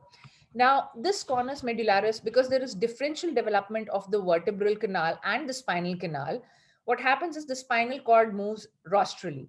So normally, if you try to look at the conus, it would be somewhere around above L4 at 13 to 18 weeks. Beyond 19 weeks, you should be able to see it above L3, and after 36 weeks above L2. Now, another important thing when you're looking at the conus is, if you look at this hypoechoic structure, you would find that this is more closely related towards the anterior or the ventral aspect of the spine. But when the conus is low lying or there is tethering of the cord, you will find something called as dorsal hitching. That is, it is more in an anti-gravity position because of the tethering, which will tell you that the conus is not only low lying, but there is also presence of tethering of cord. So prenatal evaluation of the position of the fetal conus is very important, where you can look at the level of the conus. You can also measure something called as the conus distance, which is the distance that is measured from the lowermost point of the visualization of the conus medullaris up to the last vertebral segment of spine that you see.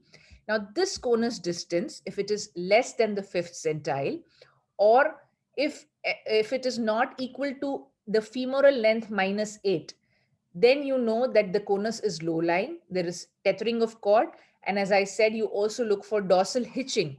That is, rather than lying more towards the ventral aspect, it is more towards the posterior aspect. So you would be suspicious of tethering of cord, which is important to report, especially in closed neural tube defects, because that can change your prognosis and may also stimulate you to make the patient undergo early intervention if required before irreversible damage happens.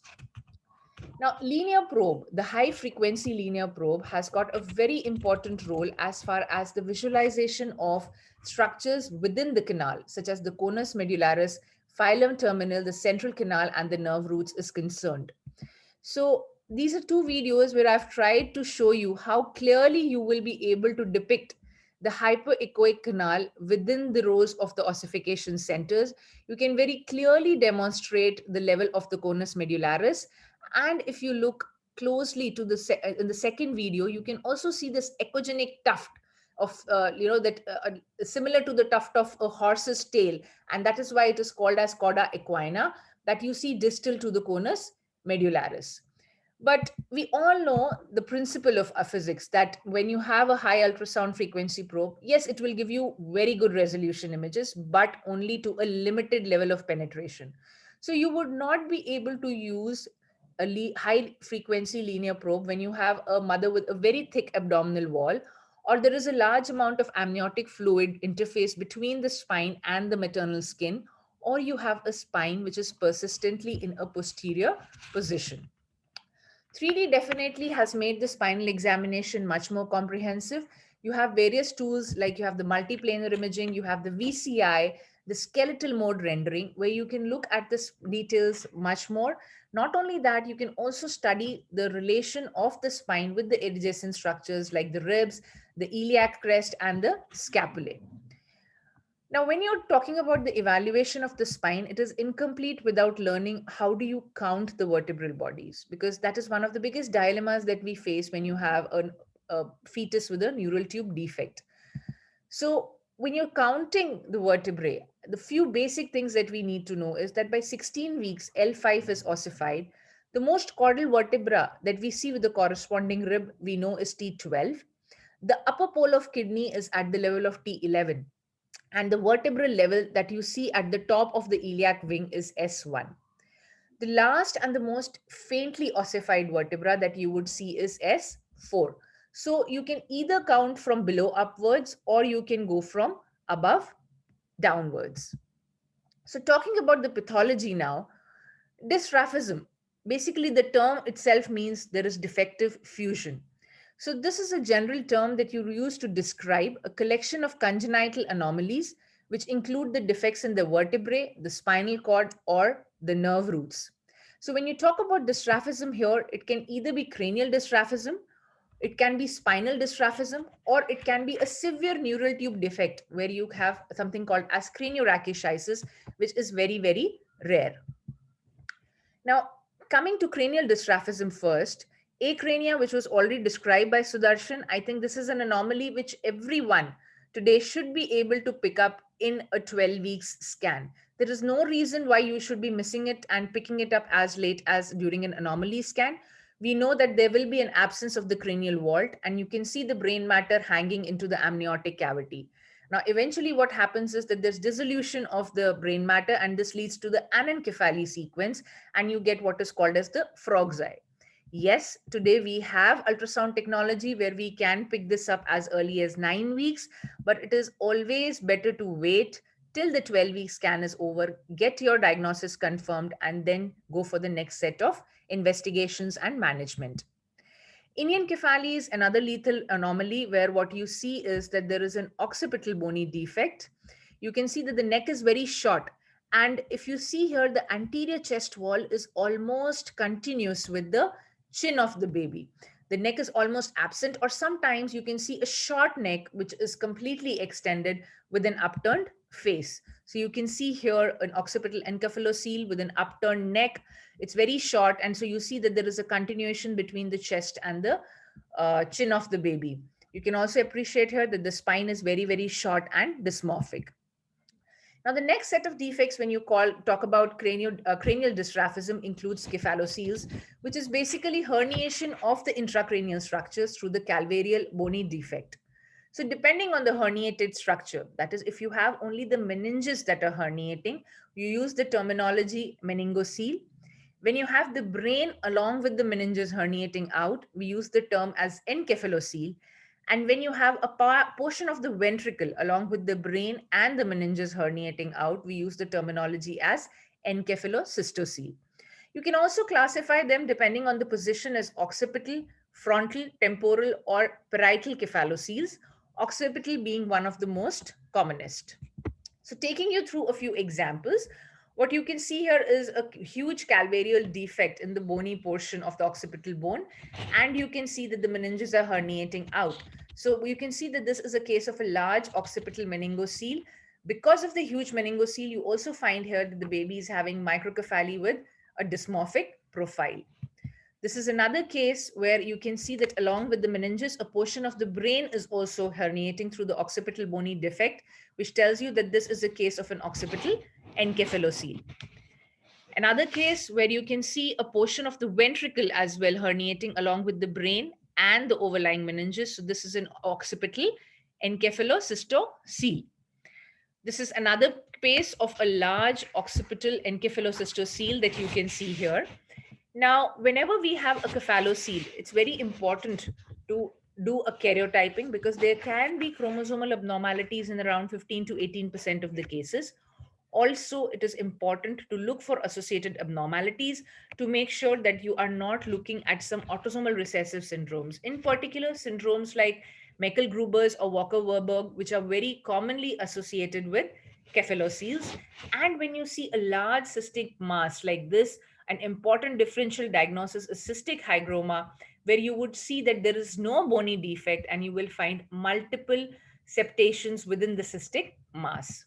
So this was a patient where we had a small occipital meningocele, and what you can see here is a Dandy Walker malformation. There was also bilateral ventriculomegaly. This is another patient where, along with the encephalocele, we also had bilateral echogenic kidneys and polydactyly. So this was fitting in the spectrum of Meckel-Gruber's, and the patient was counseled that there was a recurrence risk of 25%, and for the next pregnancy, she was asked to come correctly for a 12 weeks scan. Now, this is an example where you can see a frontal encephalocele. There's a defect on the anterior portion, and you can see the brain matter and the meninges herniating through the large defect. So after cranial dystrophism, let us talk about spinal dystrophism, which is quite commonly seen, and basically the spina bifida spectrum, where you can have a defect ventrally, which is most commonly one that is seen as the neuroenteric cyst, or you can have dorsal defects. Now, these dorsal defects can either be open or closed depending on whether there is presence or absence of the overlying intact skin.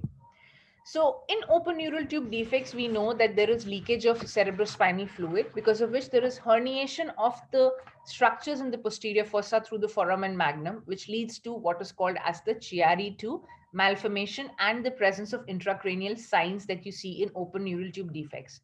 However, when you have a closed neural tube defect, since there is no CSF leak, the intracranium is essentially normal. And this is one of the most important differentiating signs as far as open versus closed neural tube defects are concerned. So open neural tube defects includes a spectrum which includes myelomeningocele, where you have the meninges and the spinal nerve roots herniating out. Myeloschisis, where you have a completely open split cord, which is flat and flush with the skin. So in open neural tube defects, when you talk about the spectrum of spinal findings, what you would see here is that if you can see in the transverse section, there is splaying of the vertebral arches. So what you can see is the posterior arches, which are normally closed like this, have a U or a V configuration, and you can see the spinal nerve roots protruding throughout. You can also see the disruption of the posterior elements here, and there is an interruption of the overlying skin. Now, this is what I've also demonstrated in the images. You can see the splaying of the vertebrae, the interruption of the skin and the posterior vertebral segments, and you can also find the open defect. Now, you also find that in this case, there was an abnormal curvature of the spine. And as I told you initially, for counting of the vertebrae, because it's important for us to know what is the upper level of the lesion, because that is what is going to tell you about the prognostication. So you can count from below upwards. As you can see here, we've taken the last vertebra as S4, and we found that the upper level of lesion was L3. This baby also had a single umbilical artery, and along with that, in open neural tube defects, you will have this big spectrum of intracranial findings as well, because as a part of the Chiari-2 malformation, where you will see the lemon-shaped skull, the banana-shaped cerebellum, as you can see the tectal beaking. What you can appreciate is the ventricles are prominent, and there is also something called as the ventricular pointing sign. You can see the occipital horns here have got a pointed appearance, which is called as the ventricular pointing sign. And sometimes you can have a prominent CVI, which gives the appearance of what is called as diamond sign. Now, these are the signs which might not always be there, but it is always a good practice to look for these along with the more commoner signs like the lemon and the banana sign, which tells you that this is a case of an open neural tube defect. This is another case where you can see that there is an abnormal curvature of the spine. You can see the splaying of the vertebrae, and you can also appreciate the open neural tube defect. Now, when you see neural tube defects, it's also important to look at the limbs of the babies for any postural abnormalities. Like you can see here, this baby was also having a club foot. So along with the clubfoot, there was also presence of tricuspid regurgitation, as you can see here, and there was also presence of intracranial signs, the lemon sign, the ventricles were prominent, and there was also tectal beaking. Now, this was another case where you can see that the foramen magnum is completely obliterated. You can appreciate the lemon-shaped skull, the banana-shaped cerebellum, and if you look at the spine, it's completely flat and open, which is suggestive of a myeloschisis. So this is another case where you can see the defect, you can see the abnormal curvature of the spine. And what is of note here is that you can see the elevated placard. It's a case of myeloschisis with an aberrant right subclavian artery and the presence of intracranial signs as well. There's another case where you can see the open neural tube defect. This is a 3D rendering image of the same. And you can see the banana-shaped cerebellum here, even though the ventricles are not that dilated. So after open neural tube defects, we talk about closed neural tube defects. Now, the closed neural tube defects can have either the presence of a subcutaneous mass, like how you see in a lipomeningocele or a meningocele or a myelocystocele, or you might not see anything on the skin. So these include spectrum of disorders like diastematomyelia, neurenteric cysts, or anterior meningoceles, which are seen quite rarely and are difficult to diagnose. The most important clue, as I said, is the intracranium is generally normal.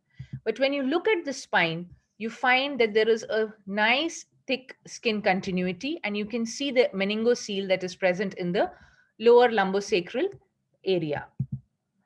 Now, this is another patient where you can see that the intracranium is completely normal, but what we found on scan was a terminal myelocystocele, a meningocele with a central cyst, as you can see here. And what is also noteworthy is look at the tethering of the cord, which would change the prognosis when you're counseling these patients, even though she's having a baby with a closed neural tube defect. Now, this is the video where I've tried to show the myelocystocele, along with, if you see closely, you can also appreciate that the conus is lying at a much more lower level, which tells you that the cord is tethered. So I think after you've made the diagnosis, the next important dilemma that we all have is how do you counsel this patient? So when you're trying to prognosticate the lesion, which is important because you're going to look at, you're going to tell them how good or how bad this is going to happen, or this is going to be. The first and foremost thing is you try to differentiate between whether it is an open or a closed neural tube defect. And I already told you that the most important pointer is the absence of intracranial signs. Whether you see it isolated or with associated abnormalities, I think doing a basic karyotype is very important, especially when you're seeing associated abnormalities. Assess the level of the lesion, the upper level of the lesion, because that will help you in prognosticating what are the kind of disabilities or how much is the level of ambulation that the baby is going to have, whether there is any progressive ventriculomegaly, and look for tethering of cord. So we've already discussed this. Absence of intracranial signs, one of the most important features in favor of closed spina bifida. Tethering of cord, we know we have to look at the level of conus medullaris, look for dorsal hitching, and see if the conus distance is less than the 5th centile for the femoral length.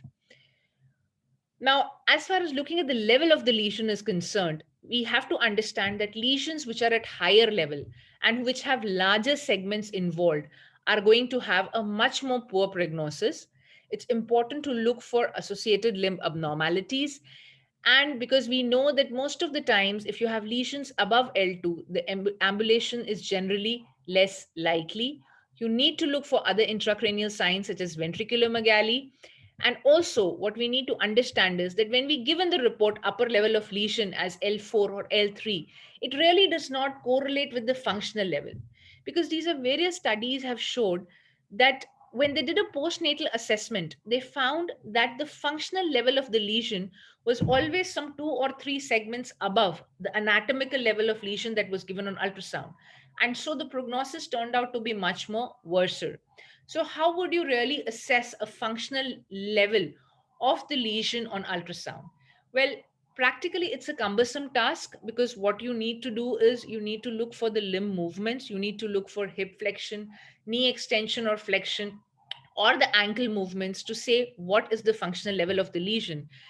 It might not be possible for you to do in each and every case that comes across, but in cases where you know that they are going to continue the pregnancies and they are ready for postnatal therapy, understanding what are the outcomes that are going to be, I think it is useful enough to spend time and try to look for these movements and try to assess what is the functional motor level of the lesion and not alone the anatomical level alone.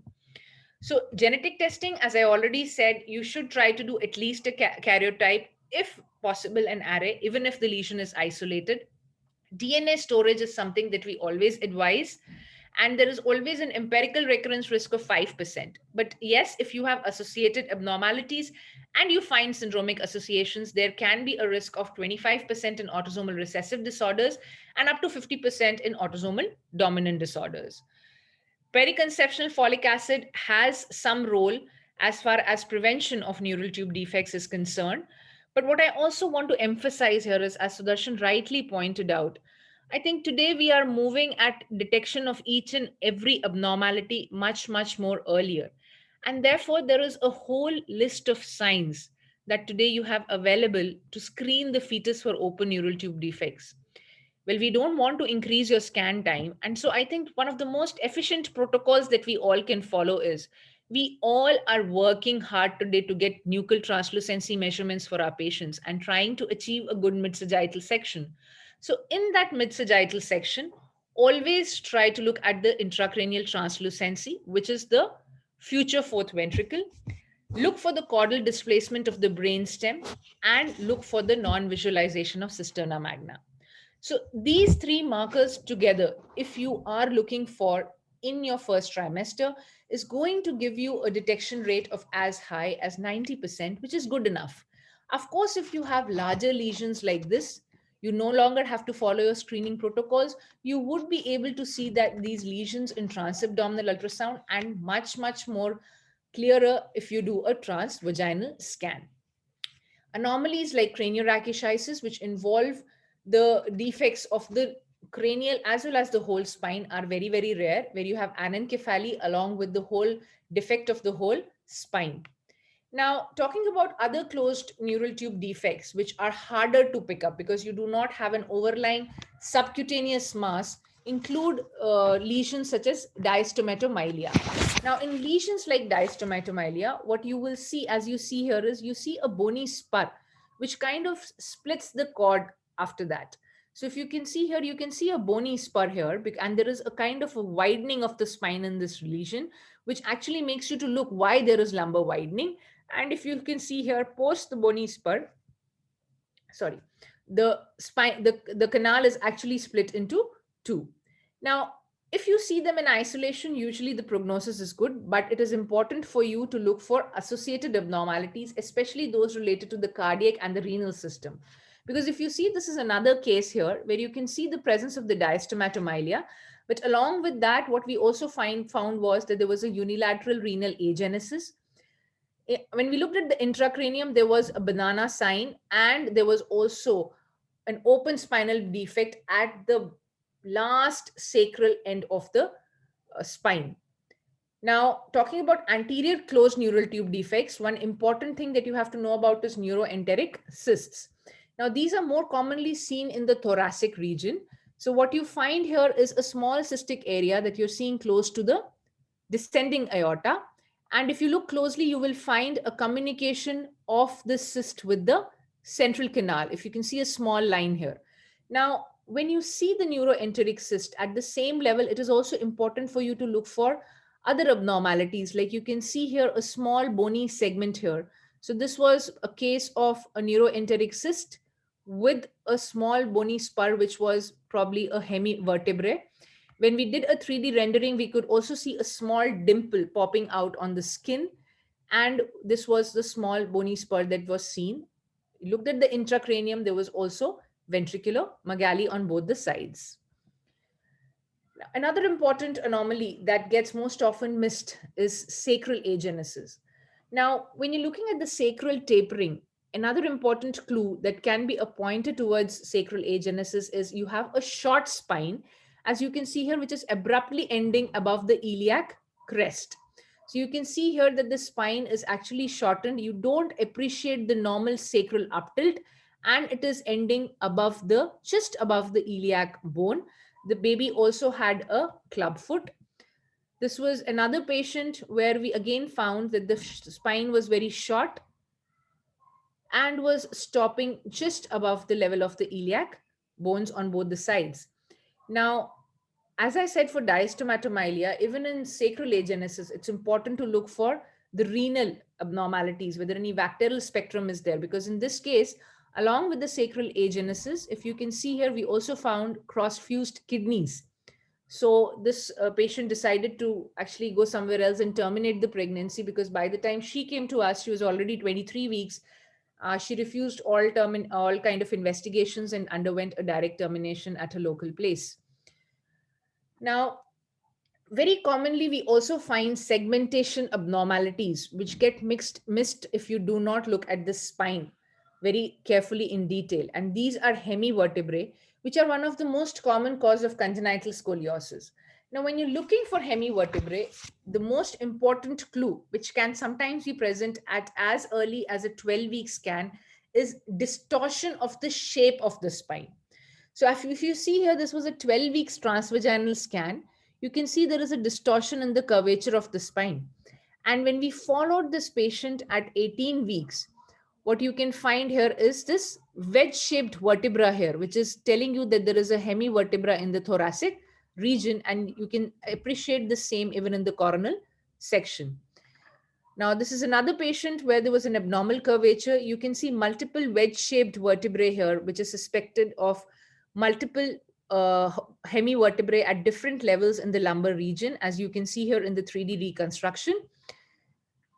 Again, isolated hemivertebra, good outcomes, but you have to look for associated abnormalities. As in this case, we found that you had multiple wedge-shaped vertebrae which were actually fused together, and the baby was also having a double bubble sign, which was suggestive of duodenal atresia. The karyotype was normal, but the patient decided to terminate the pregnancy, and so we did not have any follow-up after that. So as I said, it's important to look for whether it's isolated or associated. And in isolation, single vertebral involvement, there is no increased risk, but you have to look for associated abnormalities because it can be a part of autosomal recessive conditions. So I think coming to one of my last slides, when you're looking at the spine in detail, the most efficient way to pick up all these abnormalities would be to look for pointers. So when I talk about pointers, I think it's important that you look for one, splaying of the vertebrae, because if you find that there is a splaying of vertebrae, you would be able to look for the presence of open neural tube defects in detail. If you find that there is a loss of curvature of the spine, try to look for segmental defects like hemivertebrae, or try to look for bony spurs like diastematomylia. And if you find a spine which is shortened and is ending much above the iliac crest, you should think of abnormalities such as sacral agenesis. And to improve the detection, it is very important that we all follow a standardized protocol. Try to screen these patients in the first trimester itself.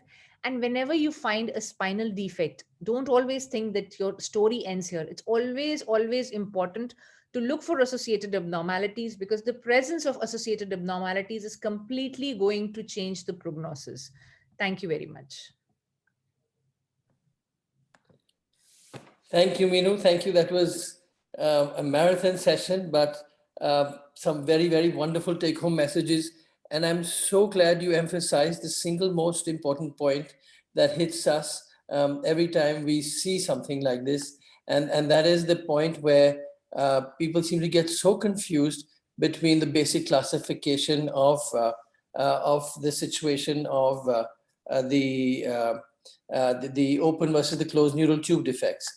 Because we forget that exactly the same lesion can occur as a relatively open defect, for instance, a meningocele that does not have a complete skin cover versus a meningocele that has a complete skin cover, and the prognosis is so different.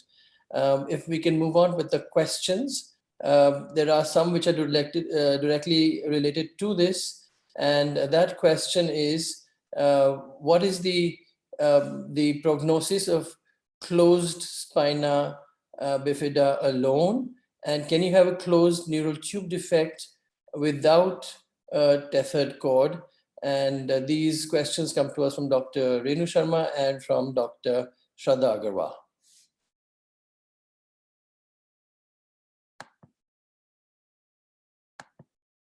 Are you able to hear me, Dr. Meenu? I think she lost connection, I think Dr. Meenu's lost connection. Dr. Meenu, are you able to hear us or not yet? She's not here, sir.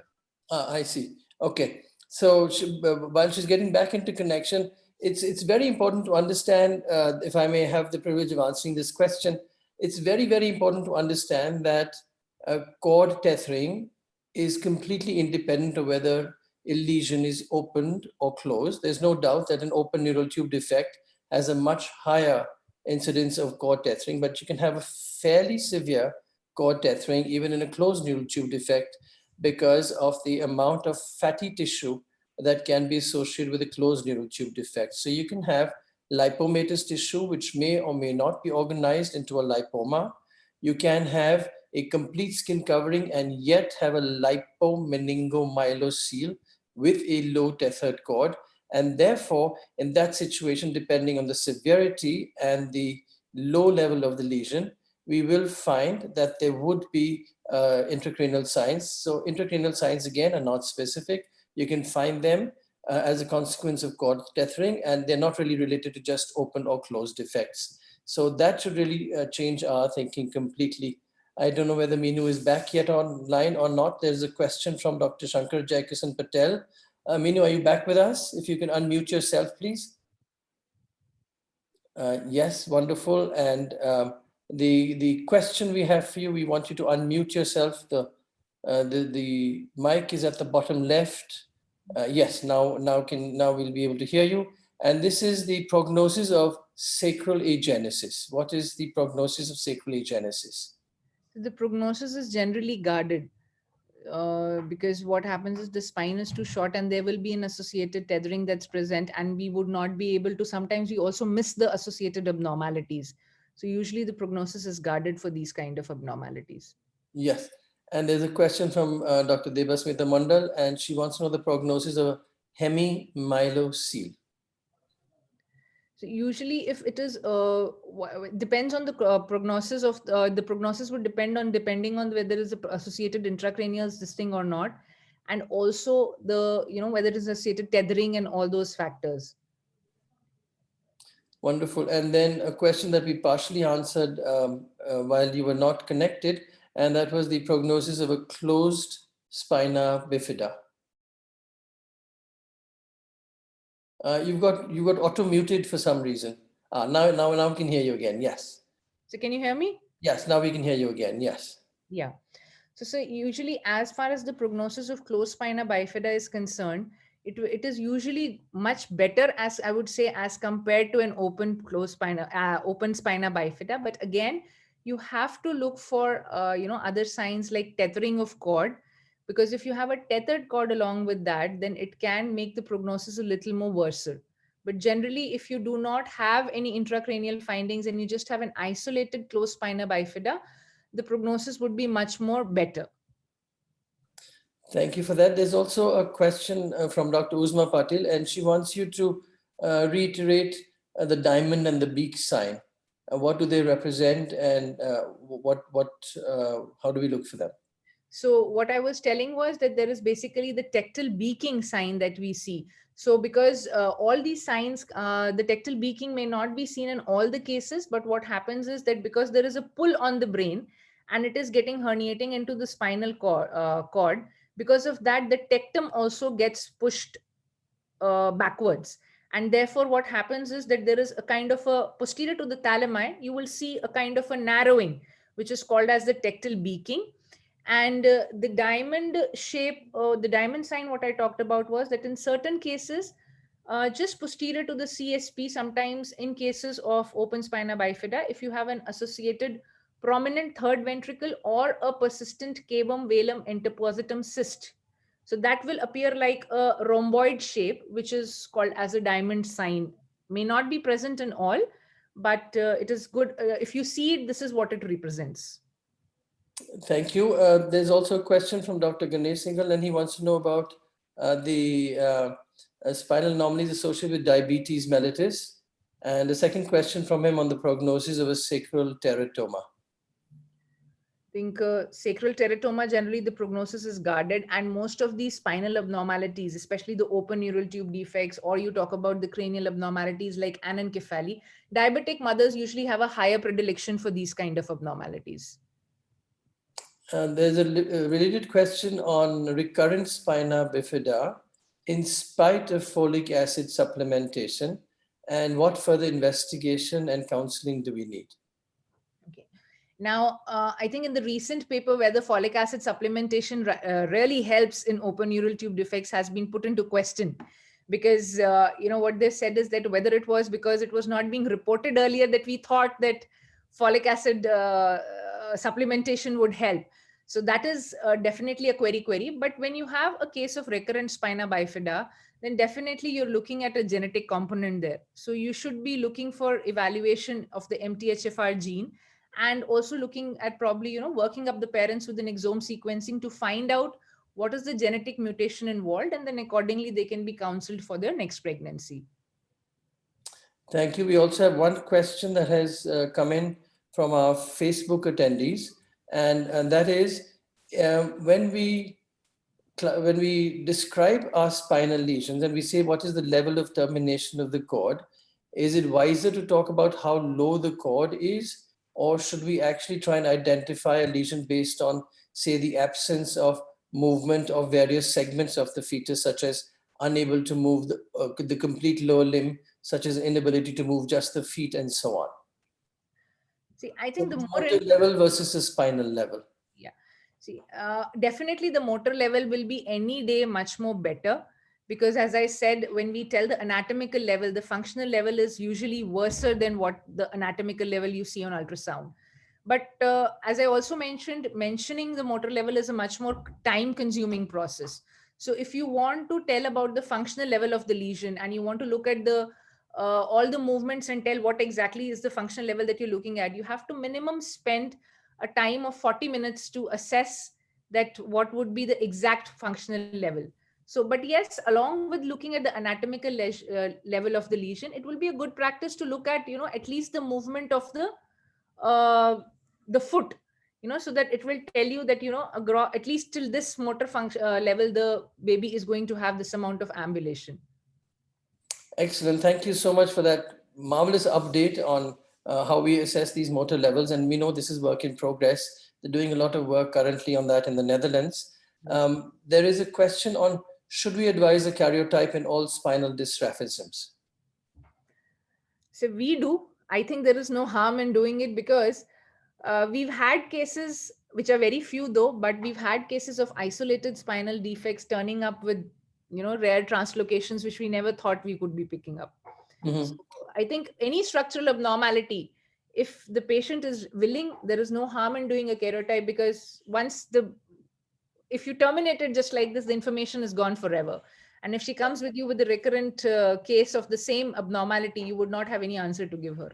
Yes. So in this situation, would you then do a conventional karyotype from a culture? Or would you do a chromosomal microarray, or would you do a whole exome sequencing? So we usually prefer something between karyotype or a microarray, depending on what is the convenience of the patient. Yes, but I think a microarray would certainly microarray will be definitely preferred. Sure that we have storage of the sample, so that we can do a whole exome sequence in case everything comes negative and the patient is still keen for us to follow up. We have very nice inputs on genetics from Dr. Hasmukh Lal in recent times, and I'm glad he's been revising a lot of genetics for us. Dr. Hasmukh Lal, what is your current approach that you're suggesting for the genetic basis of neural tube defects? Yeah, I think, see, a lot of genetic causes are involved, as we all have been reading the recent articles. And by far, the chromosomal microarray is the best test, because if you go for higher tests, the more there will be the confusion. because the VES itself is, unless you go to genetics, in genetics what we have is, if we know the exact phenotype, then we go for selected genes, gene panel, or sometimes if we have to do the next generation, but the genes we examine are to be selected. And whole exome sequencing, if we ever have to do, it should be a trio. The parents are also to be involved. Otherwise, that will not give very high information. Actually. Thank you. Dr. Meenu, one question for you on how do you differentiate between a sacrococcygeal teratoma and a sacral meningocele? A sacrococcygeal teratoma, usually you would see a huge mass with multiple septations, and when you see a sacral meningocele, you would just see a small a thick continuing skin and just a small cystic lesion that is popping out. Yeah. Also, vascularity can sometimes help. Yeah, the vascularity as well. Half of the sacrococcygeal teratomas are truly very vascular. And sometimes the only thing that you can pick up is a mass over the sacrum and a cardiomegaly, and then you realize, this is it. And we've seen the venous side overloaded several times. There is one question from Dr. Devasmita, and she wants to know, how does folic acid supplementation work to prevent spinal abnormalities related to genetics? Well, we have a final common pathway through the methyl tetrahydrofolate reductase, the MTHFR gene. But unfortunately, our understanding of the MTHFR gene is not complete as yet. We do know that we've shifted many years ago from the recommended 800 micrograms for recurrent spina bifida to a solid 5 milligrams. We did it for commercial reasons because folic acid comes as a 5 milligram tablet. So we use that preconceptional, we use that periconceptional, and we use that between two pregnancies. But the fact remains that the pathway remains obscure. We still don't have a commonality between genetics and folic acid. And someday we will understand the MTHFR pathway and be able to answer this question. That completes our questions. Thank you so much for those absolutely marvelous videos. They were a treasure to see. And thank you so much for telling us and spending so much time on the additional science that will improve our diagnosis, and also to remind us of the fact that there is no such thing as talking about an anatomical lesion. It has to have a functional aspect and has to have a prognostic aspect to it. Thank you indeed, Dr. Meenu, for that wonderful presentation. We come to the end of this. We will try and fit in Dr. Meenu, but we will try and fit in Dr. Chinmay's talk somewhere in our program next weekend. And on my behalf and the headquarters of SFM and Dr. T.L. Praveen, I'd like to thank our faculty for today, Dr. Sudarshan Suresh, Dr. Ramamurthy, and Dr. Meenu Batra for making this such a success. We've had a stupendous attendance. It's unbelievable. My thanks to the SFM Odisha chapter, Dr. Kishore Mahapatra leading it, and Dr. Preeti Dubey doing all this hard work to put together such a fantastic program. Dr. Hasmukh Lal playing the eternal catalyst and bringing us all together. I'd also like to thank the Odisha Sonological Association, and I noticed Dr. Suren Dash is still with us. Thank you for staying on for the end of the program. And we do look forward to many more collaborations between SFM and the Odisha Sonological Association. We know that Dr. Hasmukh Lal has been the bridge for us between this. And it's so nice that we're all speaking the same language today for the sake of the fetus. I'd also like to thank Conferences International, Mr. Samit Ghai, for making available the platform for us. Vishal Mittal for always doing all the hard work. And we all know what a phone call to him means. It means that there will be no problems after that. And I'd like to thank our trade partners, GE, PerkinElmer, and LifeCell for supporting us in our educational endeavors. And now finally back to Dr. Preeti Dubey for the final word. You'll have to unmute yourself, Preeti. Yes, sir. The final words from you. Yes, sir. First of all, I am really thankful to to you, sir, and Dr. Praveen, sir, for this opportunity to SFM chapter of Odisha. And then I would thank all the faculties for accepting the invitations and give their time from their busy schedule. Today is the World Fetus Day, and Sorry to interrupt, madam. Are you connected to another device close by? We were getting an echo. I would request you to switch one device, please.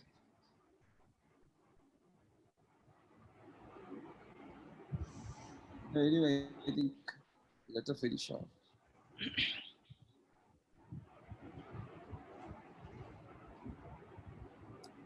So all the faculties, difference is, you can read in between the lines. We read the lines. You people read in between the lines, actually. is it okay Thank now? you for that. Yeah. Yes, Preeti, now we can hear you without a disturbance. Yes. Yeah. So I would. So Preeti, go ahead. Hello. Preeti, Is it okay? Go ahead. Preeti, बोलिए आप. What I'm happened? thankful to each and everyone who has attended this program. Is my slide in? Yes, we'll want you to go full screen. The full screen is at the bottom of your screen, Your presentation. near the sound button. Yes. Yes. So we are meeting on 7th November again. Yes. Yeah. Yes, Preeti, now we see you full screen. Okay, thank you, sir. So thank you all the participants who have attended this program wholeheartedly, and it's not moved. So today is the World Fetus Day, and the mother can feel the fetus kick, and that is the most wonderful feeling for a mother. So please do justice for the fetus. On this World Fetus Day, I will beg everyone to take care of the fetus and give their right to come to this wonderful world without any deformity. Thank you so much. Thank you indeed. Good night. Good night, sir. Thank you, sir. Good night.